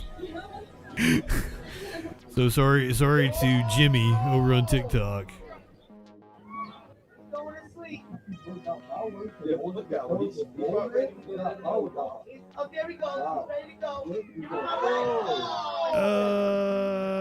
We haven't seen Ollie in a while. She's just popping on.